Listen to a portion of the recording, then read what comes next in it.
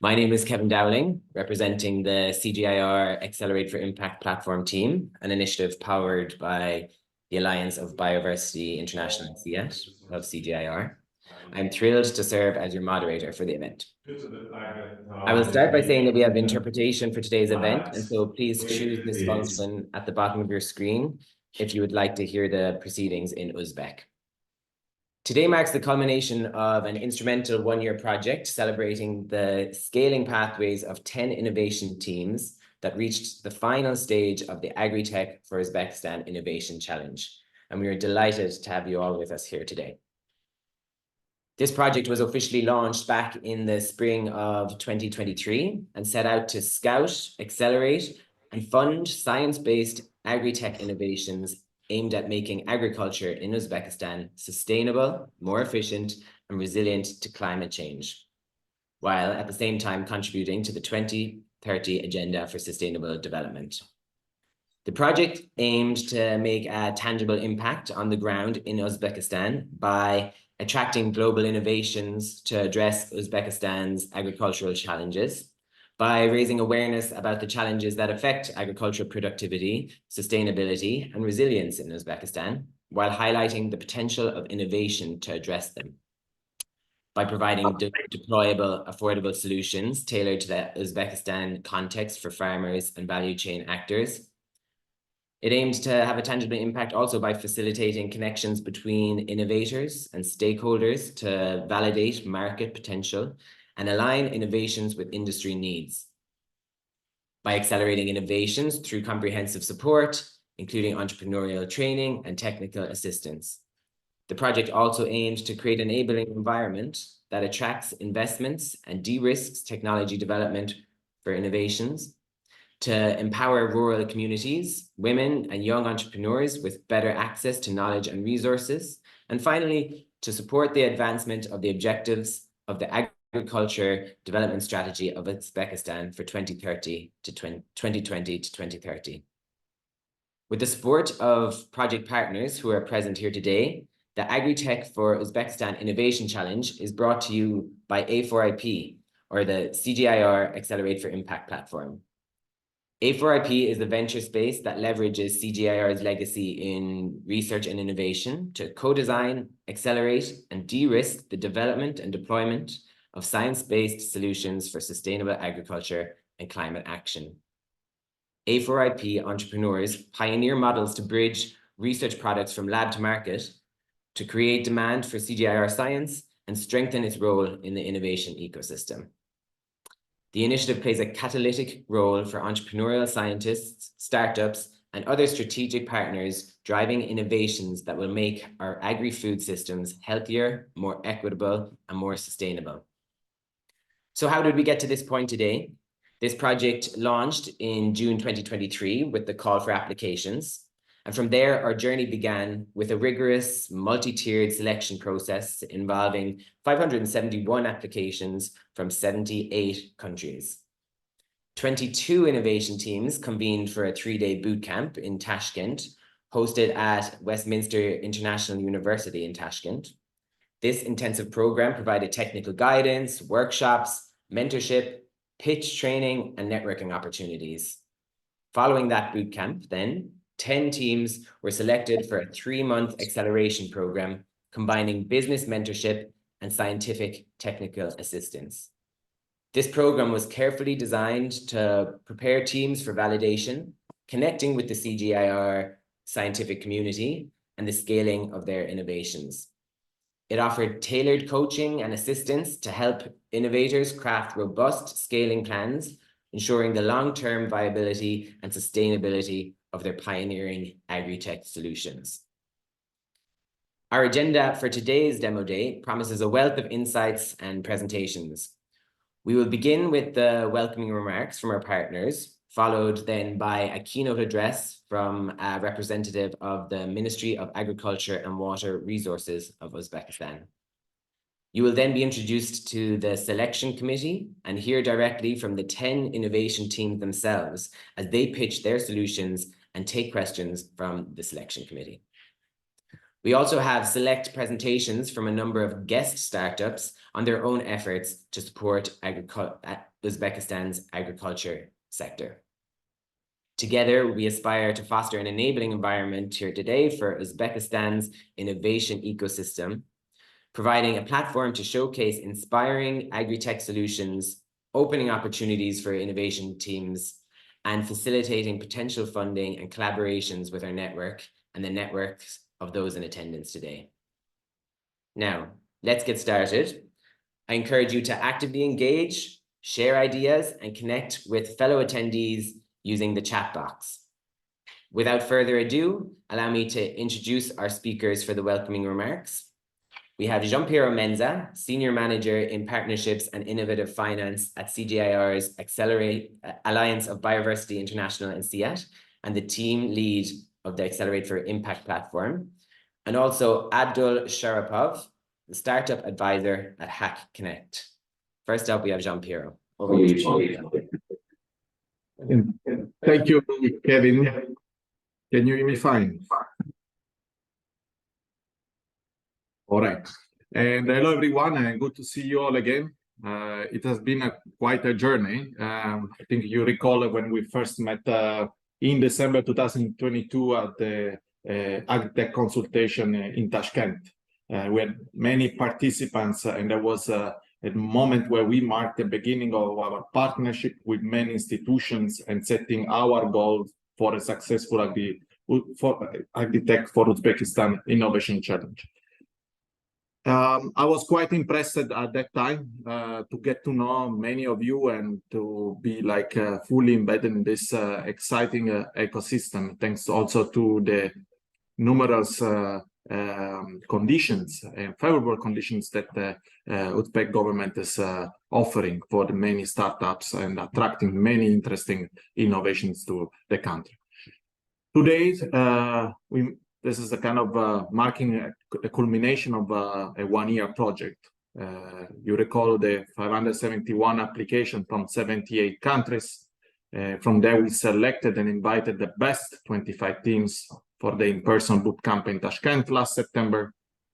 I had a lot of fun. We met, we have worked hard, and then we selected 10 innovations that benefit from the fully funded acceleration program that you all went through. Now, here today, we are in the final round with teams from Uzbekistan, India, Tanzania, Poland, and Egypt. And I would just want to remind some of the numbers to highlight the acceleration program's impact.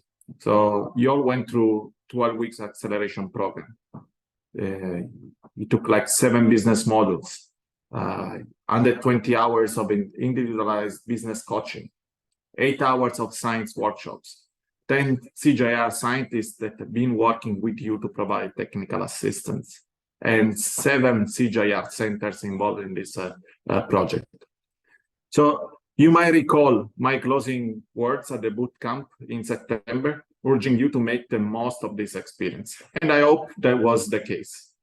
We have believed in you from the start. We hope you have made new friends, learned new things, and inspired others with your work and charisma. But before concluding, I would like to extend my sincere gratitude to our partners. This project would not have been possible without the continued support of CGIAR centers like ICARDA and IWMI, both of them working on the ground in Uzbekistan, and our project partners. We are so grateful to Hackonnect, innoWIUT Entrepreneurs Lab of Westminster International University in Tashkent, the United Nations Development Programme in Uzbekistan, the Food and Agriculture Organization of the United Nations, the Agency for Innovative Development under the Ministry of Higher Education, Science, Innovation of Uzbekistan, the Ministry of Agriculture of Uzbekistan through the AKIS Center, Indorama, the Uzbekistan Venture Capital Association, and the Tashkent State Agrarian University and the International Agriculture University. Additionally, our appreciation extends to the innovation packages and scaling readiness team of CGIAR, the CGIAR Initiative of Excellence in Agronomy Initiative, Scaling Scan through CIMIT, which is another CGIAR center, and the CGIAR for Sustainable Finance, Impact Asset, for their support in leading workshop and CGIAR scaling tools during the acceleration program. Today is a very important day. I don't want to take additional time because I can't wait to see you in action. So let me wish you a good luck for today. Back to you, Kevin, and thank you. Thanks very much, Jean-Pierre. We'll now move on to Abdul Sharapov. Hi, everyone. Yeah, so I'm really grateful to CGIAR for choosing to get involved in the Uzbek agri-tech space. This has been, like Jean-Pierre said, it's been a long time coming. Since late 2022, they've been, involved here trying to, get to know the market better, to get introduced with us. And I've been involved since then, trying to, support in whatever way I can to make sure the program is a success. And we desperately need it because so agriculture is a big part of the economy, but not enough innovations going on here and very few local startups. So it's a great program to try to bring international talent involved in the market here. And my role has been to basically conduct all the coaching that's been mentioned. So I've been coaching every single team on a weekly basis for the 3-month period, and did my best to make the program look like as dynamic as possible to fit the startup's needs, by finding local partners to maybe spark discussions and find ways for us to for them to get involved in the market here, because you always need local partners and local companies to work with these startups to become initial maybe buyers and purchasers of their products. And yeah, so that's it's great to finally see this program come to an end and to see the results and the fruits of our work. And I hope to see hope that this demo day can further connect these startups with more partners that are viewing here. And I'm open to any questions from any partners about the teams, from the coach's angle, from the mentor and the advisory angle, because I've been seeing their growth and seeing the work that they've been really doing, and can really vouch that there's been a lot of progress throughout this program. So yeah, without further ado, I'd like to get started with the pitches. So thanks everyone for tuning in, and let's not waste further time. Thanks again. Thanks very much, Abdul. Before we now move on to the pitches, we're going to open the floor up to our keynote address. We are lucky to be joined by Jamshid Abduzukharov. He's the Agriculture Production Department Head at the Ministry of Agriculture and Water Resources of Uzbekistan. Over to you, Jamshid.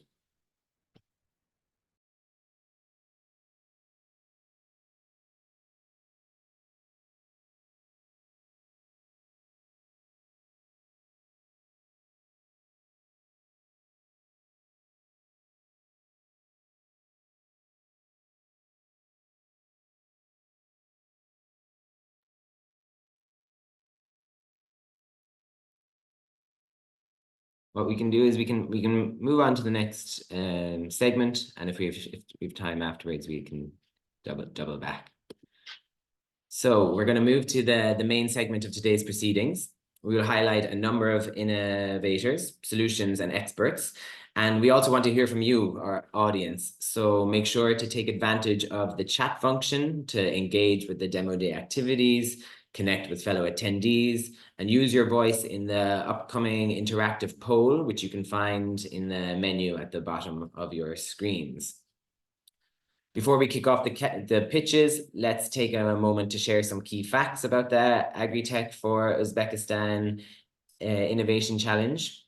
In the call for applications, we targeted early stage innovations demonstrating a minimum viable product or proof of concept, presenting solutions that could be made available to farmers and end users to make agriculture in Uzbekistan sustainable, more efficient, and resilient to climate change. These solutions span a wide spectrum, encompassing digitalizing agriculture and adopting practices for precision farming, strengthening capacity building, improving water management and irrigation systems, offering financial services to enhance access, and optimizing supply chain management. The 10 finalists are here today to pitch for all of you. and to the members of the selection committee who represent our project partners. It is with great pleasure that I now introduce to you these selection committee members. First, we have Akmal Akramkanov, Senior Scientist and Country Convener at CGIAR ICARDA. Idrinal Majumdar, Chief Operating Officer at FE Indorama Agro LLC. Malika Saparova, Project Assistant at FAO. Nargiza Kujanazarova, Head of the International Department at the International Agriculture University. Dilshad Zufarov, Chief Innovation Officer at Uzbekistan Venture Capital Association. Matob Asadova, Program Manager at Hackonnect. And Bunyad Kodjayev, Project Analyst on Enhancing the Digital Entrepreneurship at UNDP Uzbekistan. These distinguished individuals will be lending their expertise and insights as our innovators present their agri-tech innovations. Each team will have 5 minutes to present their agri-tech innovations, followed by a 3-minute Q&A with the selection committee. A friendly reminder to our innovators, I will interject at the 4-minute mark to indicate 1 minute remaining. So please stick to the time limit to ensure we can fully appreciate all the team's pitches as they have been meticulously prepared. To our audience, stay tuned for a chance to voice your own insights and participate in live audience polling. Share your thoughts by responding to the Zoom poll, which asks the following. Considering the relevance of their solution or solutions to the context and potential impact on agriculture in Uzbekistan, which was your preferred innovation team or teams? We will be presenting the results at the end of this event. At this point, before our first pitch, I will ask that our attendees turn on your cameras if you feel comfortable to do so, as we will take a quick photo to mark the occasion. So I'll just give you a few seconds to turn on your cameras.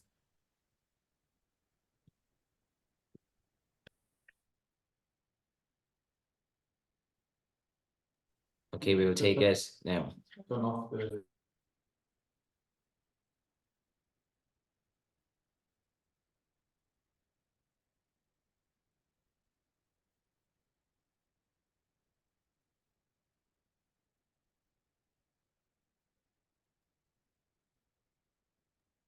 My name was changed. It was put it a Mahtob Asadova. Somebody has changed my name. Abdul is funny. Okay. We'll note that. Thanks. Okay, we have the photo taken. So now onto our innovation teams. Let's kickstart these pitches. Welcome to our first team pitching, Pediatrica Biosystems.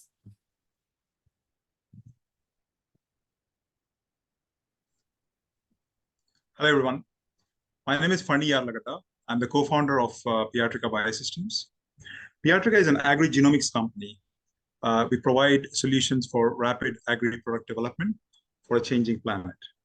So we all have heard the climate action, population growth, food fortification, and sustainability practices that are required in our food ecosystem.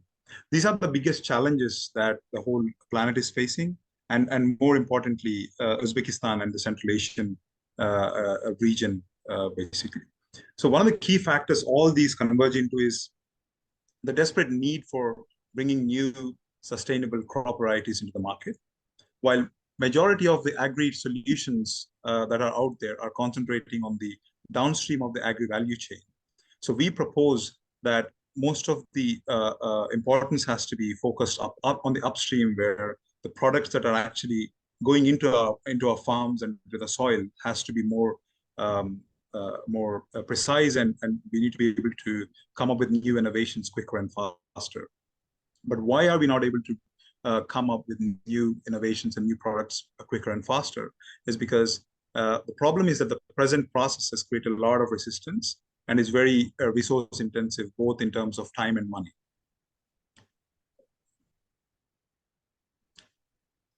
On the next slide, please. Yep, thank you. Gladly, so with the advent of the new age technologies and a lot of research organizations like CGIAR and ICARDA, CGIAR group institutions, and a lot of private sector companies, everybody is trying hard to keep up with the pace and the demand of the world. So while agricultural digitization is one aspect to help leverage the issues. Molecular breeding is one aspect that a lot of agricultural seed institutions or seed research institutions or companies are investing a lot of money in, with the combination of big data, AI, and machine learning based technologies. While science is advancing, but companies and institutions are facing problems as multifold because of the fundamental issues in the lack of infrastructure, knowledge, and fragmented decision support tools.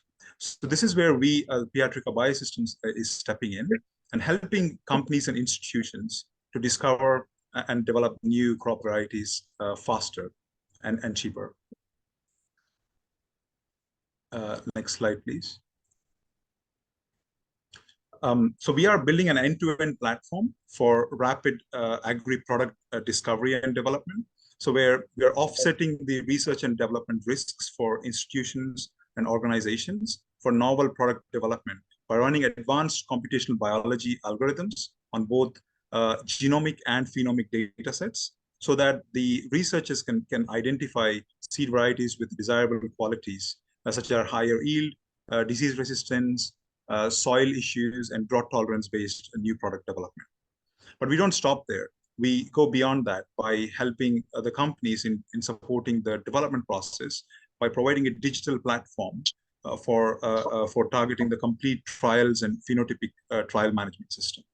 So we're systematically integrating data sources from IoTs, your satellite information, your field-based information that are captured by the field offices. All of this information is contextualized to a specific given experiment that happens on the field across multiple locations. So our goal is to get to a stage where you test one in one location and you're able to predict how the same product is performing in other locations as well. So that is a predictive capabilities that we are working towards. So this all comes together on one cloud-based platform, securely accessible across the complete program of a complete R&D program. Next slide, please. So the main value proposition is basically you are able to reduce the amount of time it takes to develop a new product, and product in the sense that here a new seed variety or a new biological product or any agri input product that we're talking about. So our aim is to reduce it by 50%, save 50% cost, and improve the soil health. At the same time, you're staying ahead of the competition, so where other companies are still taking 5 years, where we are able to release the product in 2.5 to 3 years' time. 30 seconds left. Next slide, please. So the market that we are looking at is 1 billion global market, but then this specific to Central Asian and Uzbek ecosystem, we are hoping it's about a $50 million market for us. Next slide, please. So our mode of engagement is 3 verticals: a project-based model, where we engage with companies on a project-based and licensing-based platform, and also work on royalty-based. Next slide, please. I might have to stop you there now, Annie, but thank you very much. You'll have a chance to continue. Yeah, no problem. Through the Q&A section. So for our first Q&A portion, the selection committee and innovators, please remember that the Q&A will be limited to 3 minutes.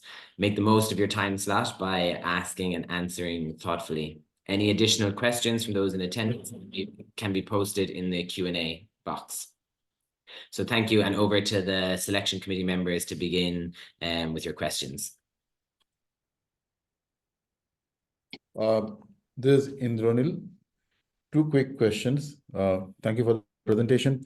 One, what are the products on which you have tested this? Can you just mention the crops or which products you have tested this so far? And you have mentioned non-GMO. Does it mean that you cannot apply this on GMO? So these two are the two main questions, and then there would be a third one depending on how you wish to answer. Yeah. So the first question, so we are currently working on rice and maize. And we're also just about to start looking at working in cotton and wheat as well. So that is the answer to the first question. And the second question, non-GMO is slightly targeted towards the Indian ecosystem, where India is still not GMO ready. But then the trials and the models, they are not, they are applicable for any ecosystem really. It all depends on the requirement. Cotton is already GMO, I thought, in India. But but would the results of location one, you would, let us say, crash your time into 2.5 years, as you said, would it be somebody can replicate the results in another location, just picking up your model, you mean to say? Or you again have to restart? If, let us say, I'm from Uzbekistan, if you wish to have your results in India, you can just translate that into Uzbekistan, or what is the process then? So, sorry, Enril, could you please repeat? There was a bit of a lag. So you have developed a model, assuming based in India. How would you replicate this without going through the same amount of time in Uzbekistan, or you again have to follow the same process of 2.5 years? Yeah. So the in terms of that all depends on the environmics data, the amount of historical data that we have. So if you are able to have at least 5 years worth of historical information in terms of the Uzbekistan related ecosystem, then we are able to apply with decent level of accuracy. But then in terms of reducing the time, that is a completely different thing altogether. So we would have to work with the Uzbekistan ecosystem and develop models specific to Uzbekistan environment and environmics-based models, and then deploy them. Thank you. But eventually, the plan is to make the models crop agnostic, so that we are able to have the predictive capabilities. But it requires a lot of amount of historical data that we have. Okay, with that, we'll close that Q&A section as well. We've reached the time limit, and so well done, Penny, and to the entire Pyatrika Biosystems team. We'll now move on to our next pitch, which is coming from Get Robotics. We welcome you to the floor. Hello. Hello. So how many of you here have kids, parents? So let's assume you have 2 children or more, and one of them is sick, has flu or something. Will you give medicine to both of the children, or just one? So why do farmers? Yeah, I can't hear anything either from Get Robotics. If you wouldn't mind just checking your microphones.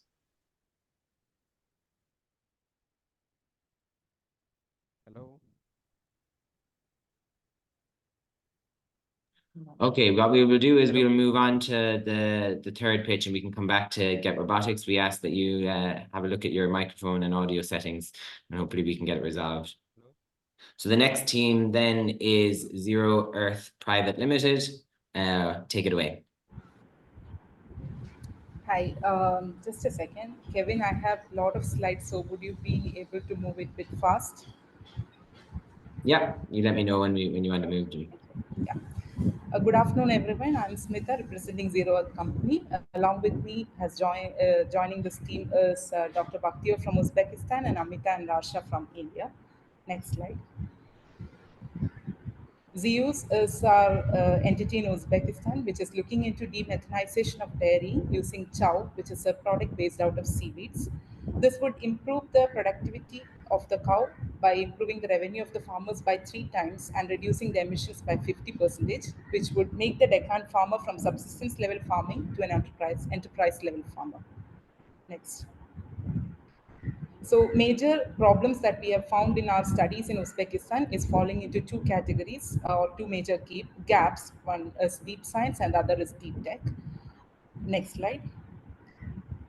The first major problem that we have found is the low productivity of dairy cattle. The cattle is only having 1 to 6 liters, 60 liters of lactation, liters of milk per lactation, and it is much low as compared to the average across the world. And the major reasons for that is the limited access to quality feed and forages and animal health services, added with low genetic merit of the livestock and lack of training and low accessibility to the financing and business capacity. So we are working on all these areas and we are trying to improve the productivity from 6 to 15 liters per day per cow and improving the days of lactation from 200 to 300 days. Next. Second major problem is the high share of methane emissions. 64% of the emissions from agriculture is coming from dairy. And Uzbekistan has already committed to reduce methane emissions by 35% by 2030. So our product would be helping accelerating the Uzbekistan's journey towards 1.5 degree goal. Next. Looking into the solution overview, we realize that science alone, technology alone, or finance alone cannot solve this problem. So we are looking into an amalgamation of all the three to produce the solutions that we are explaining in the next slides. Next. First solution is a technical intervention, basically to improve productivity, where we'll be having a nutrient-dense feed and forage.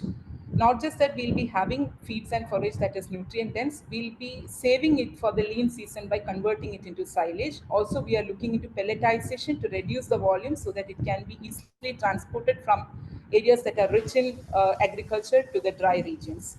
We are also looking into state-of-the-art healthcare services, superior genetics using germplasm, as well as advisory extension services. And according to the study by Taryavali, just by increasing the milk yield in LMICs, the emissions can be halved. Next, per liter.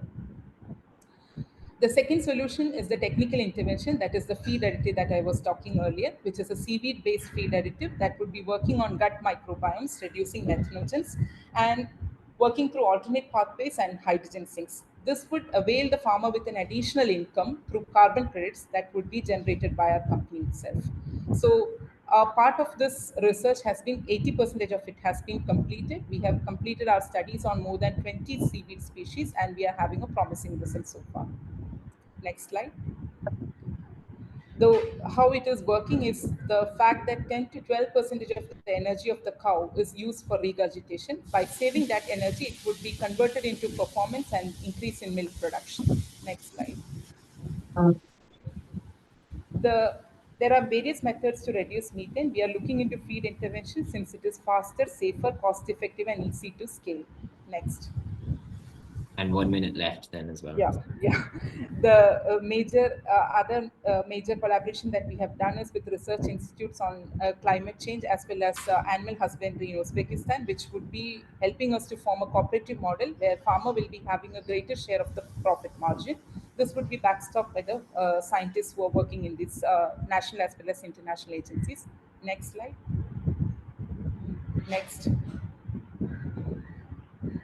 Next. I'm looking into major slides. So the unique value proposition is that this would be first of its kind made in Uzbekistan initiative for a first climate-friendly clean milk from a cooperative society model of livestock farmers. Next. These are the competitors. Two of them are having synthetic products having detrimental effects, and one is having a tough taste adaptation. So we are looking into economics, palatability, as well as reduced emissions that would be eligible for carbon credits. Can we go into the landscape, the expansion slide? At this point, we might have to move on to the Q&A, Smita. Thank you. You've reached the limit. But as I said earlier, you can elaborate further in the Q&A. So we'll open the floor now to the selection committee. Are there questions?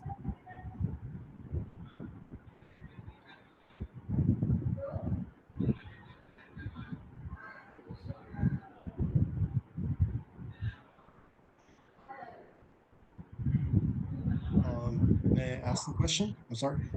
Yeah, sure. Yeah, sure. It looks like regarding the business model, I have a question because we're working with the startups, and if we consider this as a startup, it looks like a program, big program, because you have two interventions. The second one is quite clear. It's a product.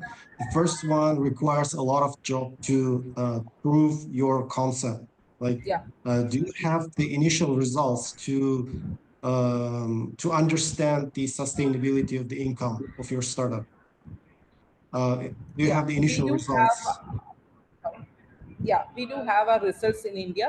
And can we go to the linkage slide? We already, during this acceleration period, we have talked to the scientists from CGIAR led ILRI, and they are willing to bring in some of their products into Uzbekistan in a PPP model. So that would work that part out.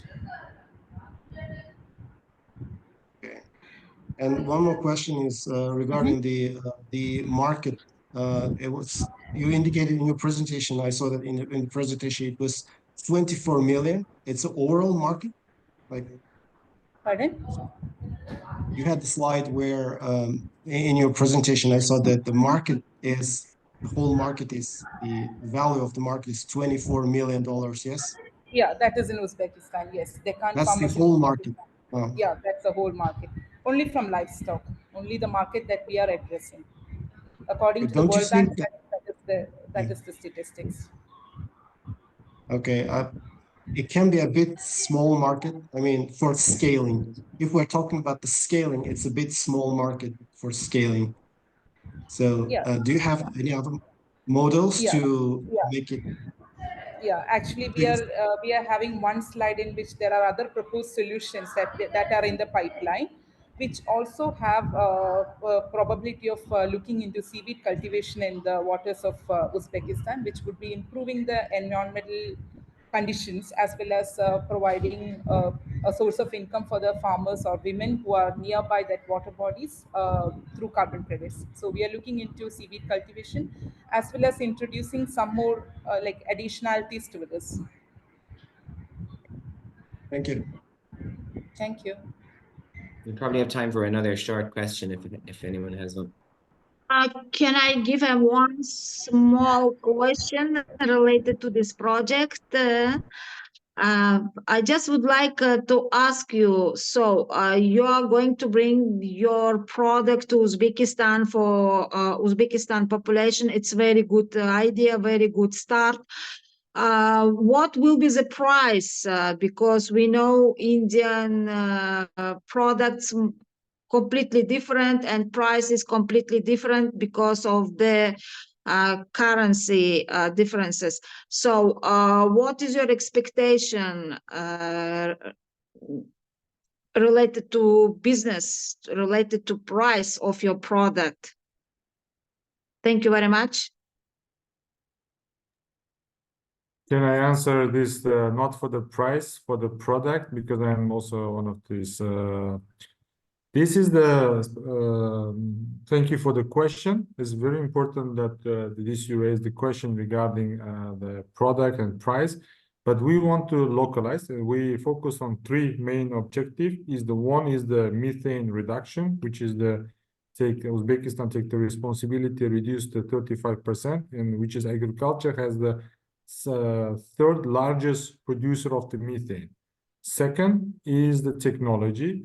We want to use the farmers and this veterinary this committee is very interested on this, and we want to use not the agricultural lands or the degraded land, but the seaweed will be localized in the lakes and the wetlands, which is more saline. This will increase with also ecosystem focus on the ecosystem restoration and the wetlands. Yeah, these seaweeds will be used for in the IWMI system lake, in Aral Sea, these wetlands areas. Yeah, these are the products. Okay, thanks very much. We'll bring that to a close. Congratulations to all involved. We'll now move on to our next pitch, which is coming. We're going to move back to Get Robotics. Apparently, we have the audio problem solved. So hello, Kevin. We'll bring the floor to Brayson. Hi, Brayson. We can hear you. Okay. One more slide. Thank you. So, hello. The previous slide, please.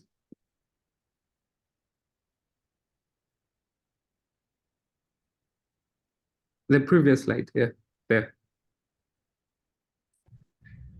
So how many of you here have kids, any parents maybe in the room? So let's assume you have 2 children or more, and one of them is sick, has flu or any disease. Will you give medicine to both of your children or just the one who is sick? Why do farmers do both? Next slide, please.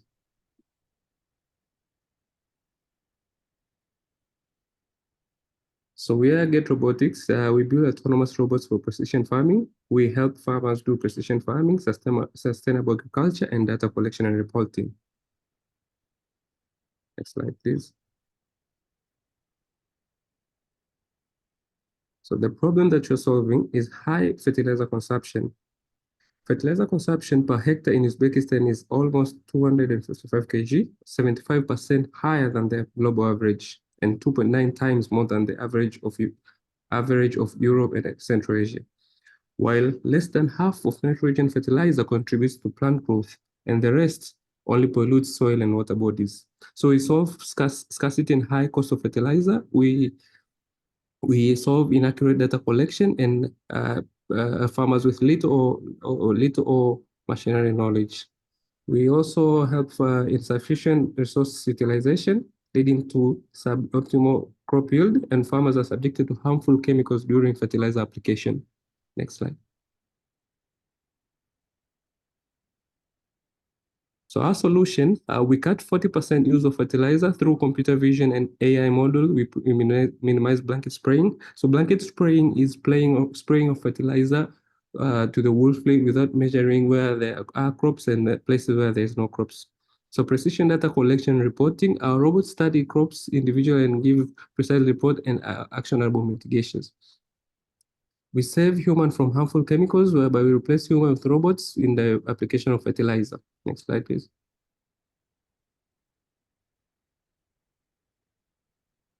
So the product is an AI capable. Our robots accurately detect and classify health and unhealthy crops.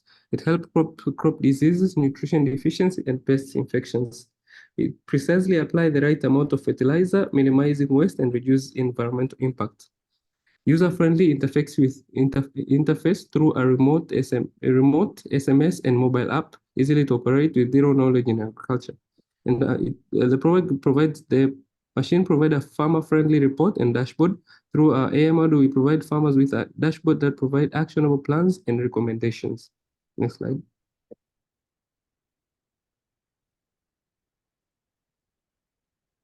So a milestone we started in February 2022, whereby we started ideation, we went to research and design, and we come with the first prototype where we use it to collect information from the field, the soil texture, the soil nutrition, and study diseases on the crops. We went back to redesign because the machine could not do a lot of tasks, and we had another prototype which we did some development. So it's a research and development still project, and we are moving forward. Next slide, please.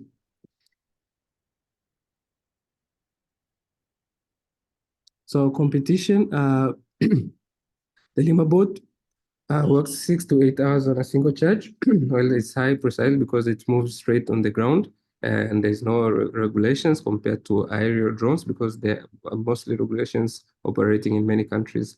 It can work on all weather, and while aerial drones only work on limited or heavy rainfall. Also, aerial drones have low precision because they fly over the crops and not collecting data straight from the crops. It works an average of 20 to 40 minutes.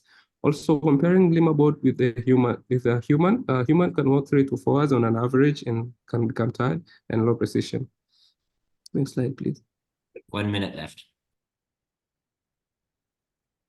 So, our go-to-market strategy is awareness campaign, the demonstration with farmers, and participate in farm and agriculture fairs and exhibition. We are looking forward to working with B2B with clusters and B2G with pages, whereby we can solve the machine with a flat rate or per installments.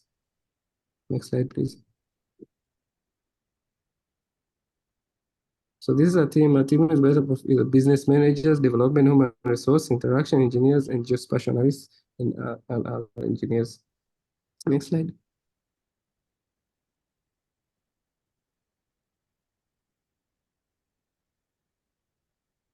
So it's projected that the revenue in the commercial service robotics market is projected to reach to 278K by 2028. So invest in us to make farming in Uzbekistan sustainable. Thank you.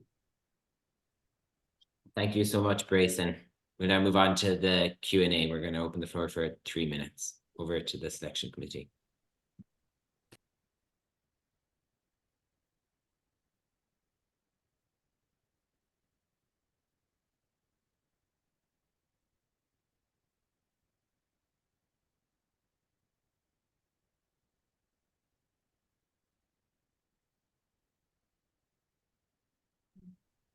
If there are no questions, we can move on to the next. We have a hand raised. Go ahead, Jamshid.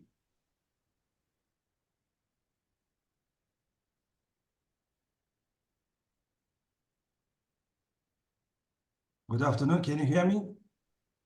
We can, yes. Have you got a question for Brayson and Get Robotics? Yeah, thank you very much for presentation.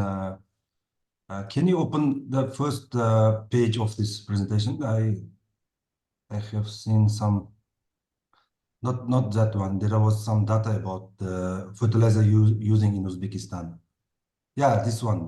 This data, fertilizer consumption per hectare in Uzbekistan is almost 255 kg. And can I have the reference of this data? Do you have data? Where did you get this data?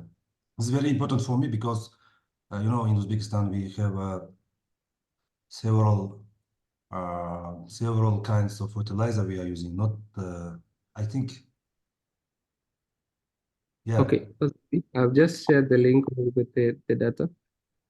Yeah, you got from this link, yeah? Yeah. Okay.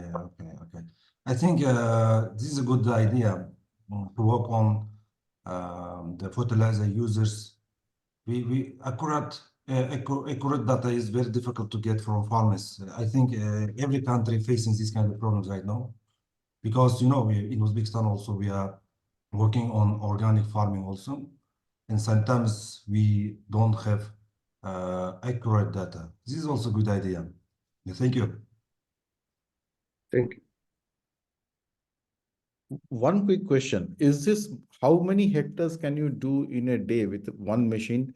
I mean, how can it be applied to a big farm or only in small farms? Oh, sorry. Okay. So currently we're working on small farms on around 2 to 10 hectares. In a day? Yeah. Because Okay. we're still working on the prototype. We're not ready to having a fully massive machine. Sure.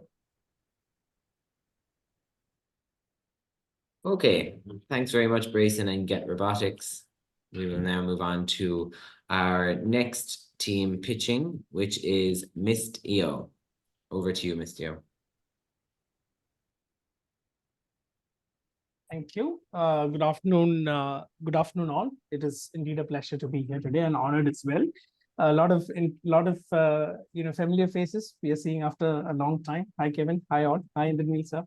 It was a pleasure meeting you guys in Tashkent. So I'll just quickly, talk about what is that we are doing in relation to our work with AgriTech4Uzbekistan. We had proposed the real-time Thakaful parametric insurance platform for agriculture in Uzbekistan. Next slide. Okay. So essentially, the parametric insurance platform is a combination of 4 of the work that we had done in the past. There is basically a smart crop platform, Indra weather forecasting, satellite data based, climate resilient agriculture thing, and the early warning system, which is climate decision intelligence. Next slide. So what's the problem that we are trying to address? The problem is pretty straightforward. Climate change. I don't have to sell climate change to everyone. Climate change is impacting the Central Asian region.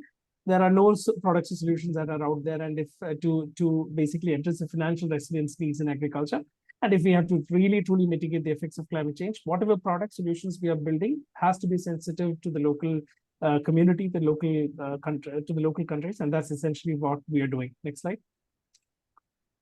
So what are the challenges that are faced by agriculture sectors and allied sectors in Uzbekistan? I have listed about, about 8. I would like to focus on the 8th one, which is basically the lack of financial protection when it comes to the farmers. There are no, known or well-defined product and solution that's out there that really, helps the financial resilience of the farmer in the event of, inclement weather. And this is essentially the basis of our pitch is basically on the building of the parametric insurance product and platform that will enable the farmers to receive their payout within about 36 hours of a specific incident happening. Next slide. So this is the solution, pretty straightforward. We assess what the vulnerabilities are. We agree on the parametric trigger. We decide what the payout is. And once the trigger conditions are met, payout is done. Next slide. The solution pillars that we have built, you have the forecast, foresight, and insight and resilience. We are taking that journey from forecast to resilience. Forecast is where you have the weather forecasting part. Foresight is where we layer the satellite information on top. Insight is where we bring the farmer data, whichever is available. And resilience is once we have all these three, resilience is basically building the product around it. So basically providing the right insurance product for that specific farmer, for that specific peril, for that specific crop. Next. So why we chose Takaful parametric? Takaful parametric, when we were doing our research, is fundamentally follows the principles. The parametric insurance fundamentally follows the principles of Takaful. And Takaful is based on principles of mutual cooperation, risk sharing. Participants pool their funds. They follow the Sharia rules, where transparency and objectivity are the key driving principles. The parametric payout is set on a predefined event. And because it's transparent, it is objective. And what basically we can help is essentially both the insurer and the insured to verify the triggers and the payouts. Next. So the benefits are financial protection, increased investment and productivity in the sector, market development, and most importantly, social and environment benefits. The first is reduced food insecurity. Second is the development, the rural development side. And last but not the least is the resilience to climate change itself, by providing the right financial tools and inputs that the farmer needs, the community needs to fight the effects of climate change. Next. Just over a minute left, minute and 15. All right. So in that case, what I'll do is it's pretty straightforward. I believe this slide is accessible to everyone. At the end of the day, the solution is transparent, objective, data-driven, and free of moral hazards. These are the 4 key features that are driving it. And what have we done to reach to this particular point? You can just go to the next slide, Kevin. Next slide. Just go to the next slide. So we have actually built and developed the platform. It is completely operational now with all the parameters that we are mapping in Uzbekistan. And not only that, this platform also received the award in COP28 this last November, where this platform was accepted as one of the top 15 sustainable solutions for a changing world. In addition to this, you can go to the next slide, Kevin. So I will basically provide the access to this platform if is required. What we have done in the past 6.5 months since we started the work is basically we have secured the capital for executing the proof of concept in Uzbekistan. We have also secured the reinsurance support from a Dubai-based Takaful reinsurer who is willing to underwrite the product. We with our mentors, we were already in discussions with various insurers and reinsurers in Uzbekistan. In fact, one insurance company has shown extremely good interest in that. And again, with our with our mentors, we have been working with the Sharia Council to set a Sharia Council for Central Asia. We've done some early work in Malaysia to talk to them, and then basically we were pointed in the direction of setting up the Sharia Council. So we have come a long way in not just building the platform, but also securing the required financial backups that is needed. And you can go to the next slide. We might have to leave it there. Sure, no problem. This is our revenue model. I'll be very happy to answer any questions that you have. Thanks very much. We will hand the floor over to the selection committee. So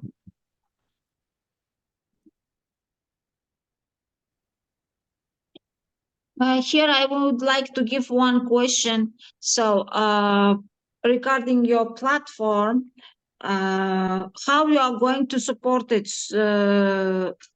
Because climate change is really very, very picky issue, and we need to be very careful. So you told us that you won COP28 and your platform is related directly to Sharia rules. So where is the satellite from where you are getting the support? From Middle East or from Malaysia? I mean from Asia, Okay. or Okay, so directly from Uzbekistan?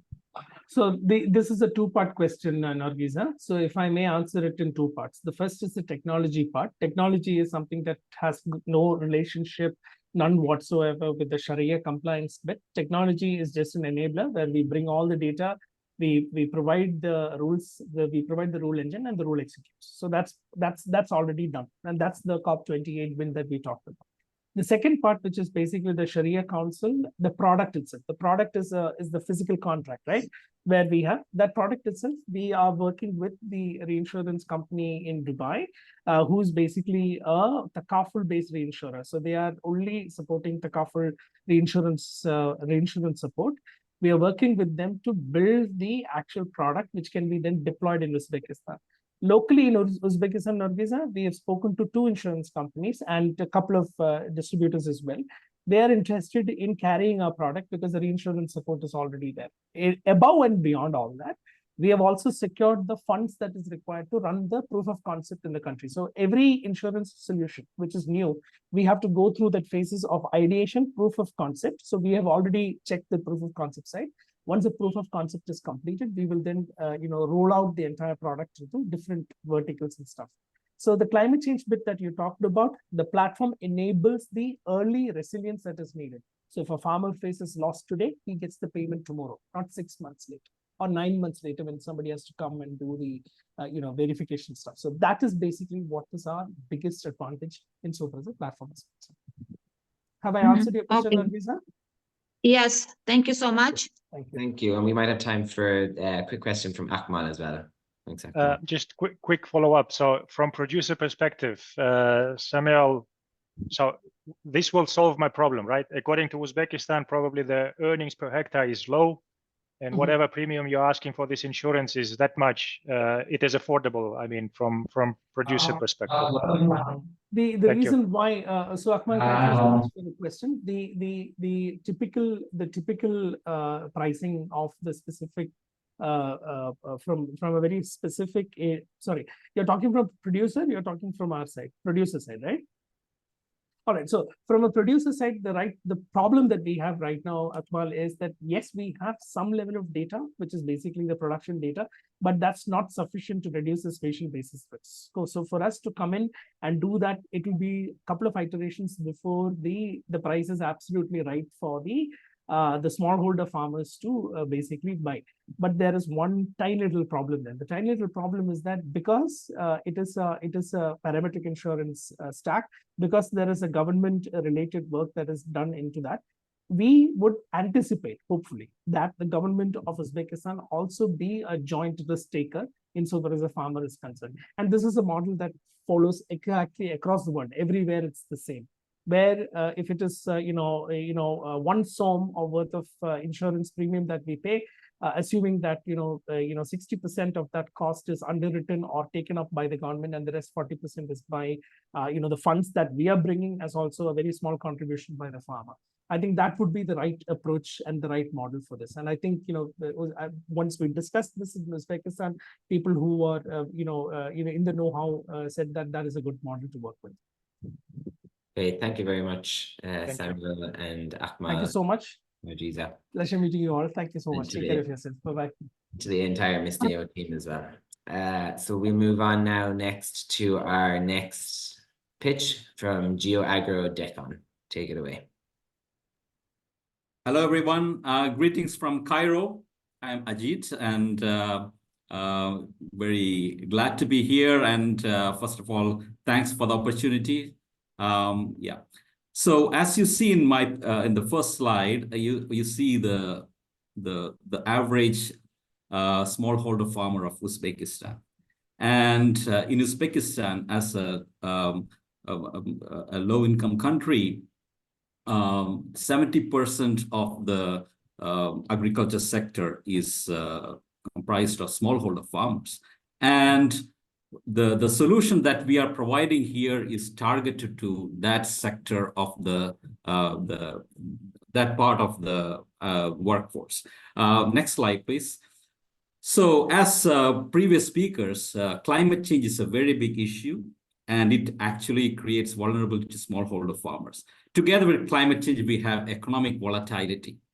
There are numerous climate-smart solutions that have been developed over the years by various organizations, various universities, and even national agencies of Uzbekistan has developed a lot of solutions. But these solutions are really not reaching the smallholder farmers. So more cutting-edge research to be done, we have to make use of the existing solutions. And that's the reason, one of the main reasons for that is the lack of good, efficient extension systems in the country. And with digital transformation, with digital solutions, we can strengthen the extension system. And this is where we come in with a solution called a GeoGrow-Decon. This is a one-stop shop solution because farming involves a lot of things. A seed sector, fertilizer, agronomy, water management, marketing, all these needs are there for the smallholder farmers. And we provide a complete solution for the average smallholder farmer through the GeoGrow-Decon. Next slide, please. So in our solution, the tool that it's already developed and it's already in Google Play Store, we provide a lot of services like weather information systems, bespoke agronomic practices for 21 crops that are specific to Uzbekistan. Asking an expert, he can ask a question to an expert, and in real time, he gets an answer from an expert sitting on the other side. There can be early warning and announcement from the government, like availability of new varieties, subsidies, things of that sort.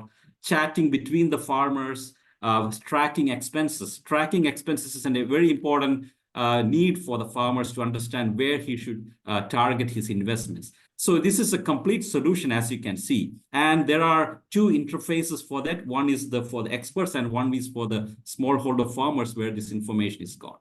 Next slide, please. So what is our business solution? We provide, why, first of all, this is a CG solution, and we have a different approach where we develop global public goods. And this, the way in which we operate is that we need income flow just to maintain this activity, or we need support for the servers, we need support human resources, things of that sort. So for that, we plan to have various streams of income generation, like individual subscription model can be adopted, or we can even have bulk subscription where we can give the entire solution to a large firm like Ministry of Agriculture, where they can buy this or they can operate this on and give the entire thing for free for the farmers, or even for private sector agencies. Next slide, please. And 1 minute. Yeah, so we have for individual subscription, we are thinking of having different types of packages. One is a basic package, where several basic services could be provided. Premium packages where some specific things like ask an expert or economic tracking can be done. So there are different types of packages we are envisaging now. Next slide, please. So how is it relevant to Uzbekistan? We have been working in Uzbekistan for the last 30 years, and we really know the situation, the needs of the country, and in terms of agri-food systems. And this solution is developed in local language so that it can be easily adopted by the people. We will have a very strong stakeholder engagement. We will know what are the needs of the farmers and other stakeholders, and we will develop the system accordingly. It can also align with the digital transformation agenda of the country. Next slide, please. So what we plan to do for scaling it, we will have a lot of capacity development activities, work together with the farmers. We will demonstrate the tool to farmers across the country, because there are, beyond the technical things, there are also issues like literacy, or the digital literacy. All those things should be mitigated to take it to scale. So talking about our team, we have a diverse team, both in the technical side, the IT side, as well as the agriculture side. So we have a comprehensive team here. Next slide, please, which is my last slide. So this is a snapshot of the tool and the solution. We have similar products which are successful in Egypt and India, and we have got a lot of feedbacks from the smallholder farmers in terms of giving it comprehensive solution on all aspects of agriculture, not only crops, but also livestock. So I will wrap it up here, and I'll be happy to take questions. Thank you very much. Thanks very much, Ajit. We'll now move to the selection committee, and I remind anyone who interjects, if you could introduce yourself to the pitching team, that'd be great.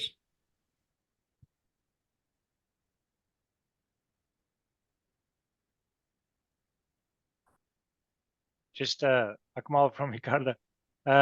Business model. So how many farmers can we cover by this approach, or so potentially attract?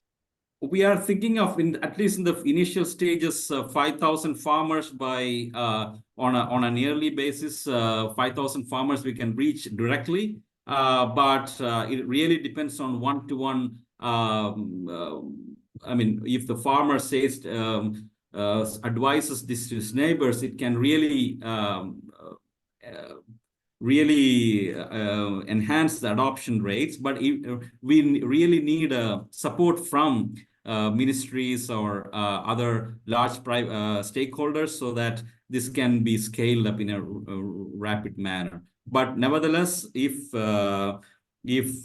since it is in local language and it's really targeting to the local needs, like local crops and availability of local information, I think that it can really fly very quickly. Yeah.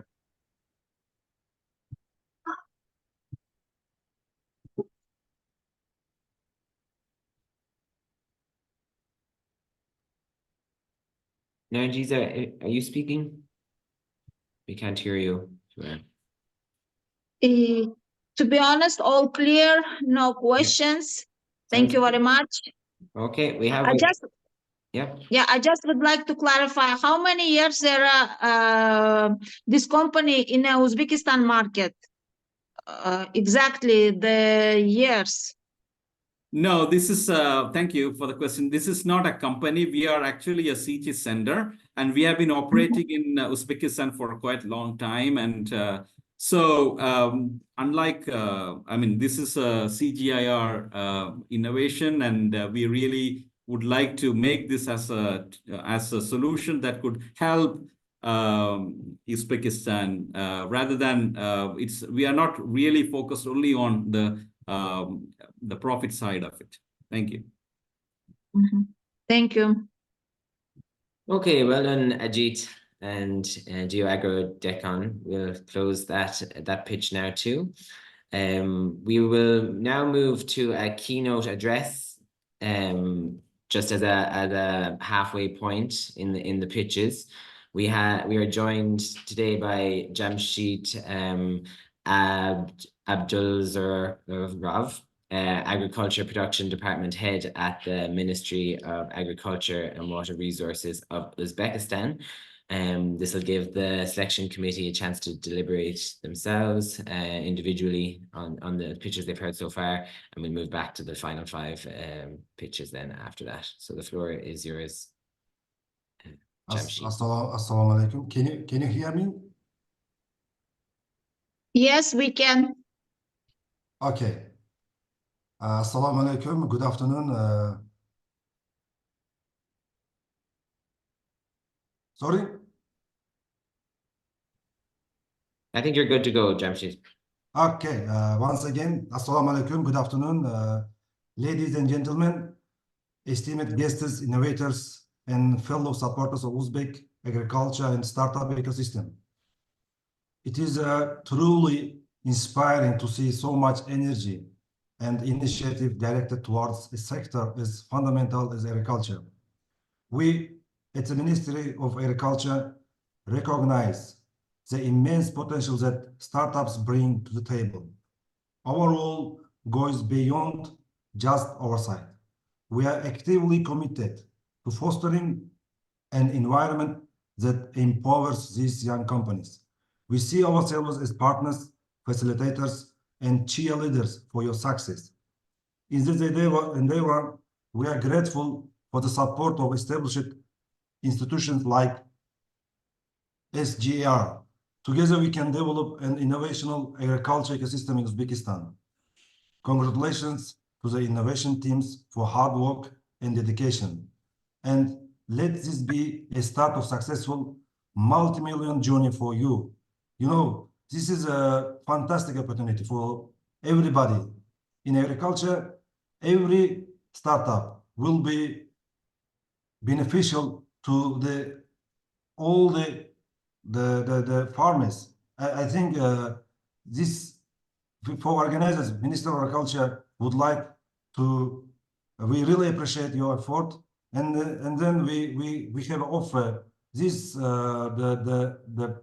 the projects, the startups, very interested for us. I would like to offer you face-to-face meetings also. If possible, we are ready to receive you. We are ready to discuss the one by one all the projects. Thank you very much. Thank you so much. Thank you for being with us today and for that very kind offer. We will now move on to the second half of our pitches, and up next we have Grows. Floor is yours, Grows. Thank you. It's an honor to speak after the ministry, actually.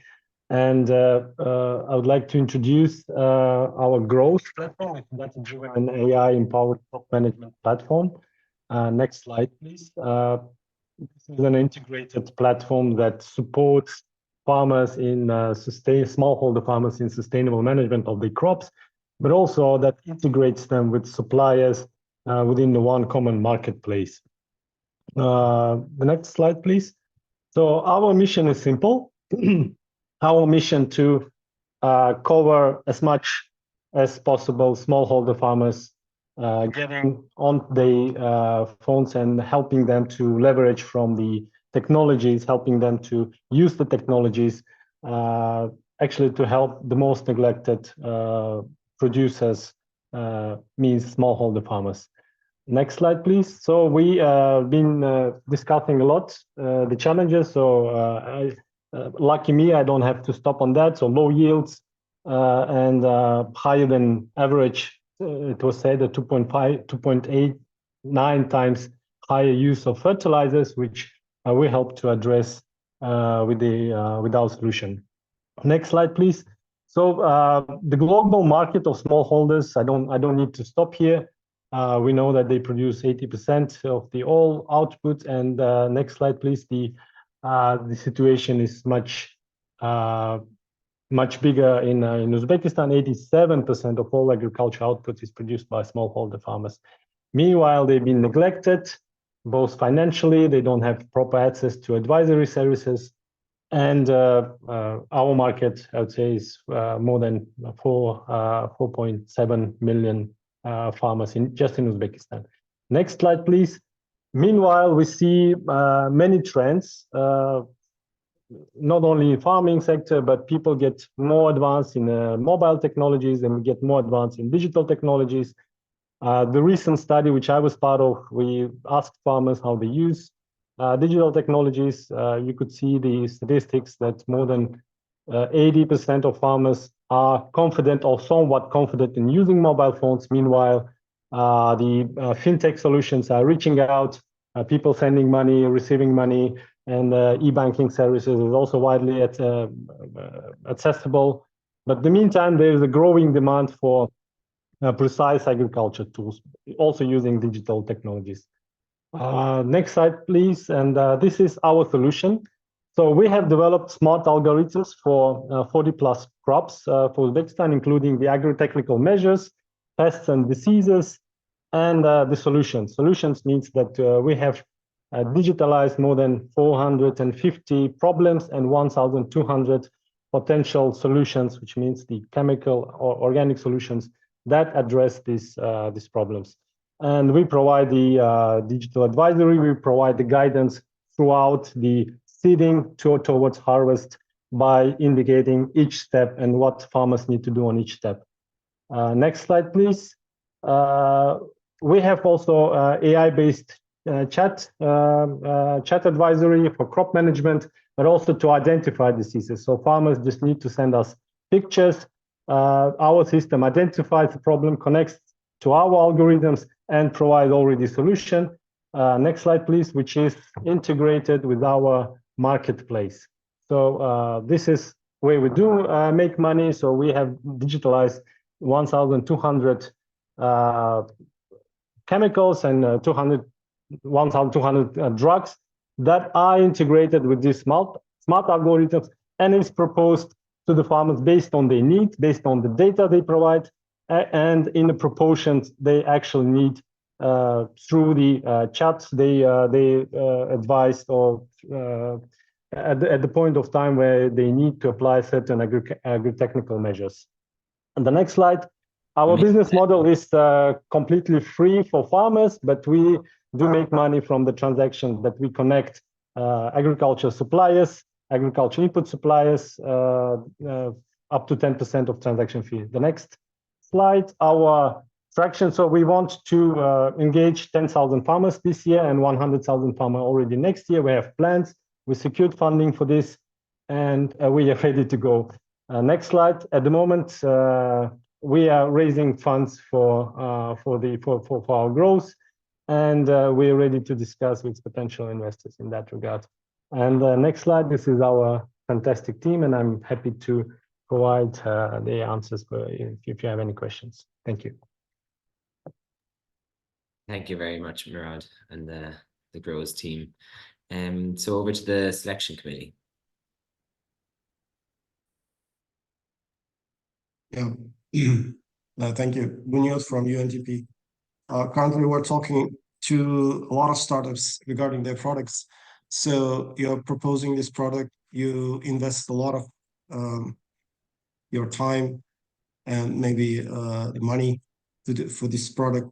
What is the state, I mean, in terms of the sales, and what is the stage? So you need the scaling. If you need the scaling, in that case, maybe you have the preliminary data on the sales. So the idea is you have to show the sales. If it's good, it's working, then you can build on top of that idea the product itself. So yeah, we have our MVP to be launched already in May, and we will be starting getting on the mobile phones of the farmers. First sales we expect already by autumn this year. Our targeted market is 1.3 billion of fertilizers and chemicals market just in Uzbekistan, and it's 400 billion market it's 400 billion global market. So for the time we are addressing that first 2 years, we will be covering, our song will be 10% of Uzbek market, but we're planning to grow pretty rapidly, and we have plans for this. So our first sales getting back to this will be this autumn already.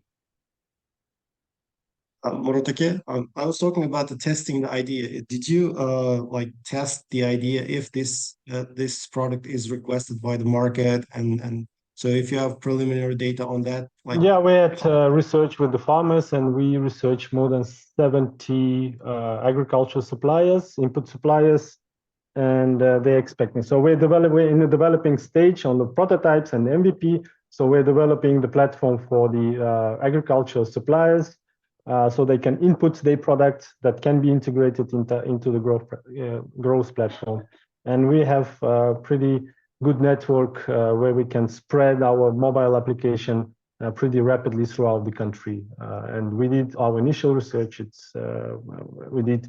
I showed you some statistic based on the research, and we also asked our potential customers regarding the need So as long as we provide it for free, they're ready to share the data. The data is what we are selling to the suppliers.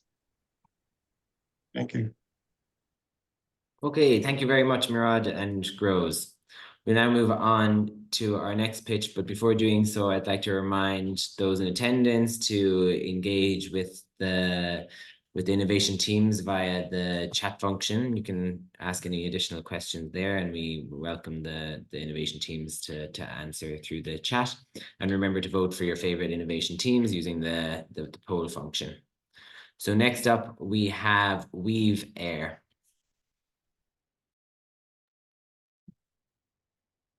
Thank you, Kevin. Can you hear me?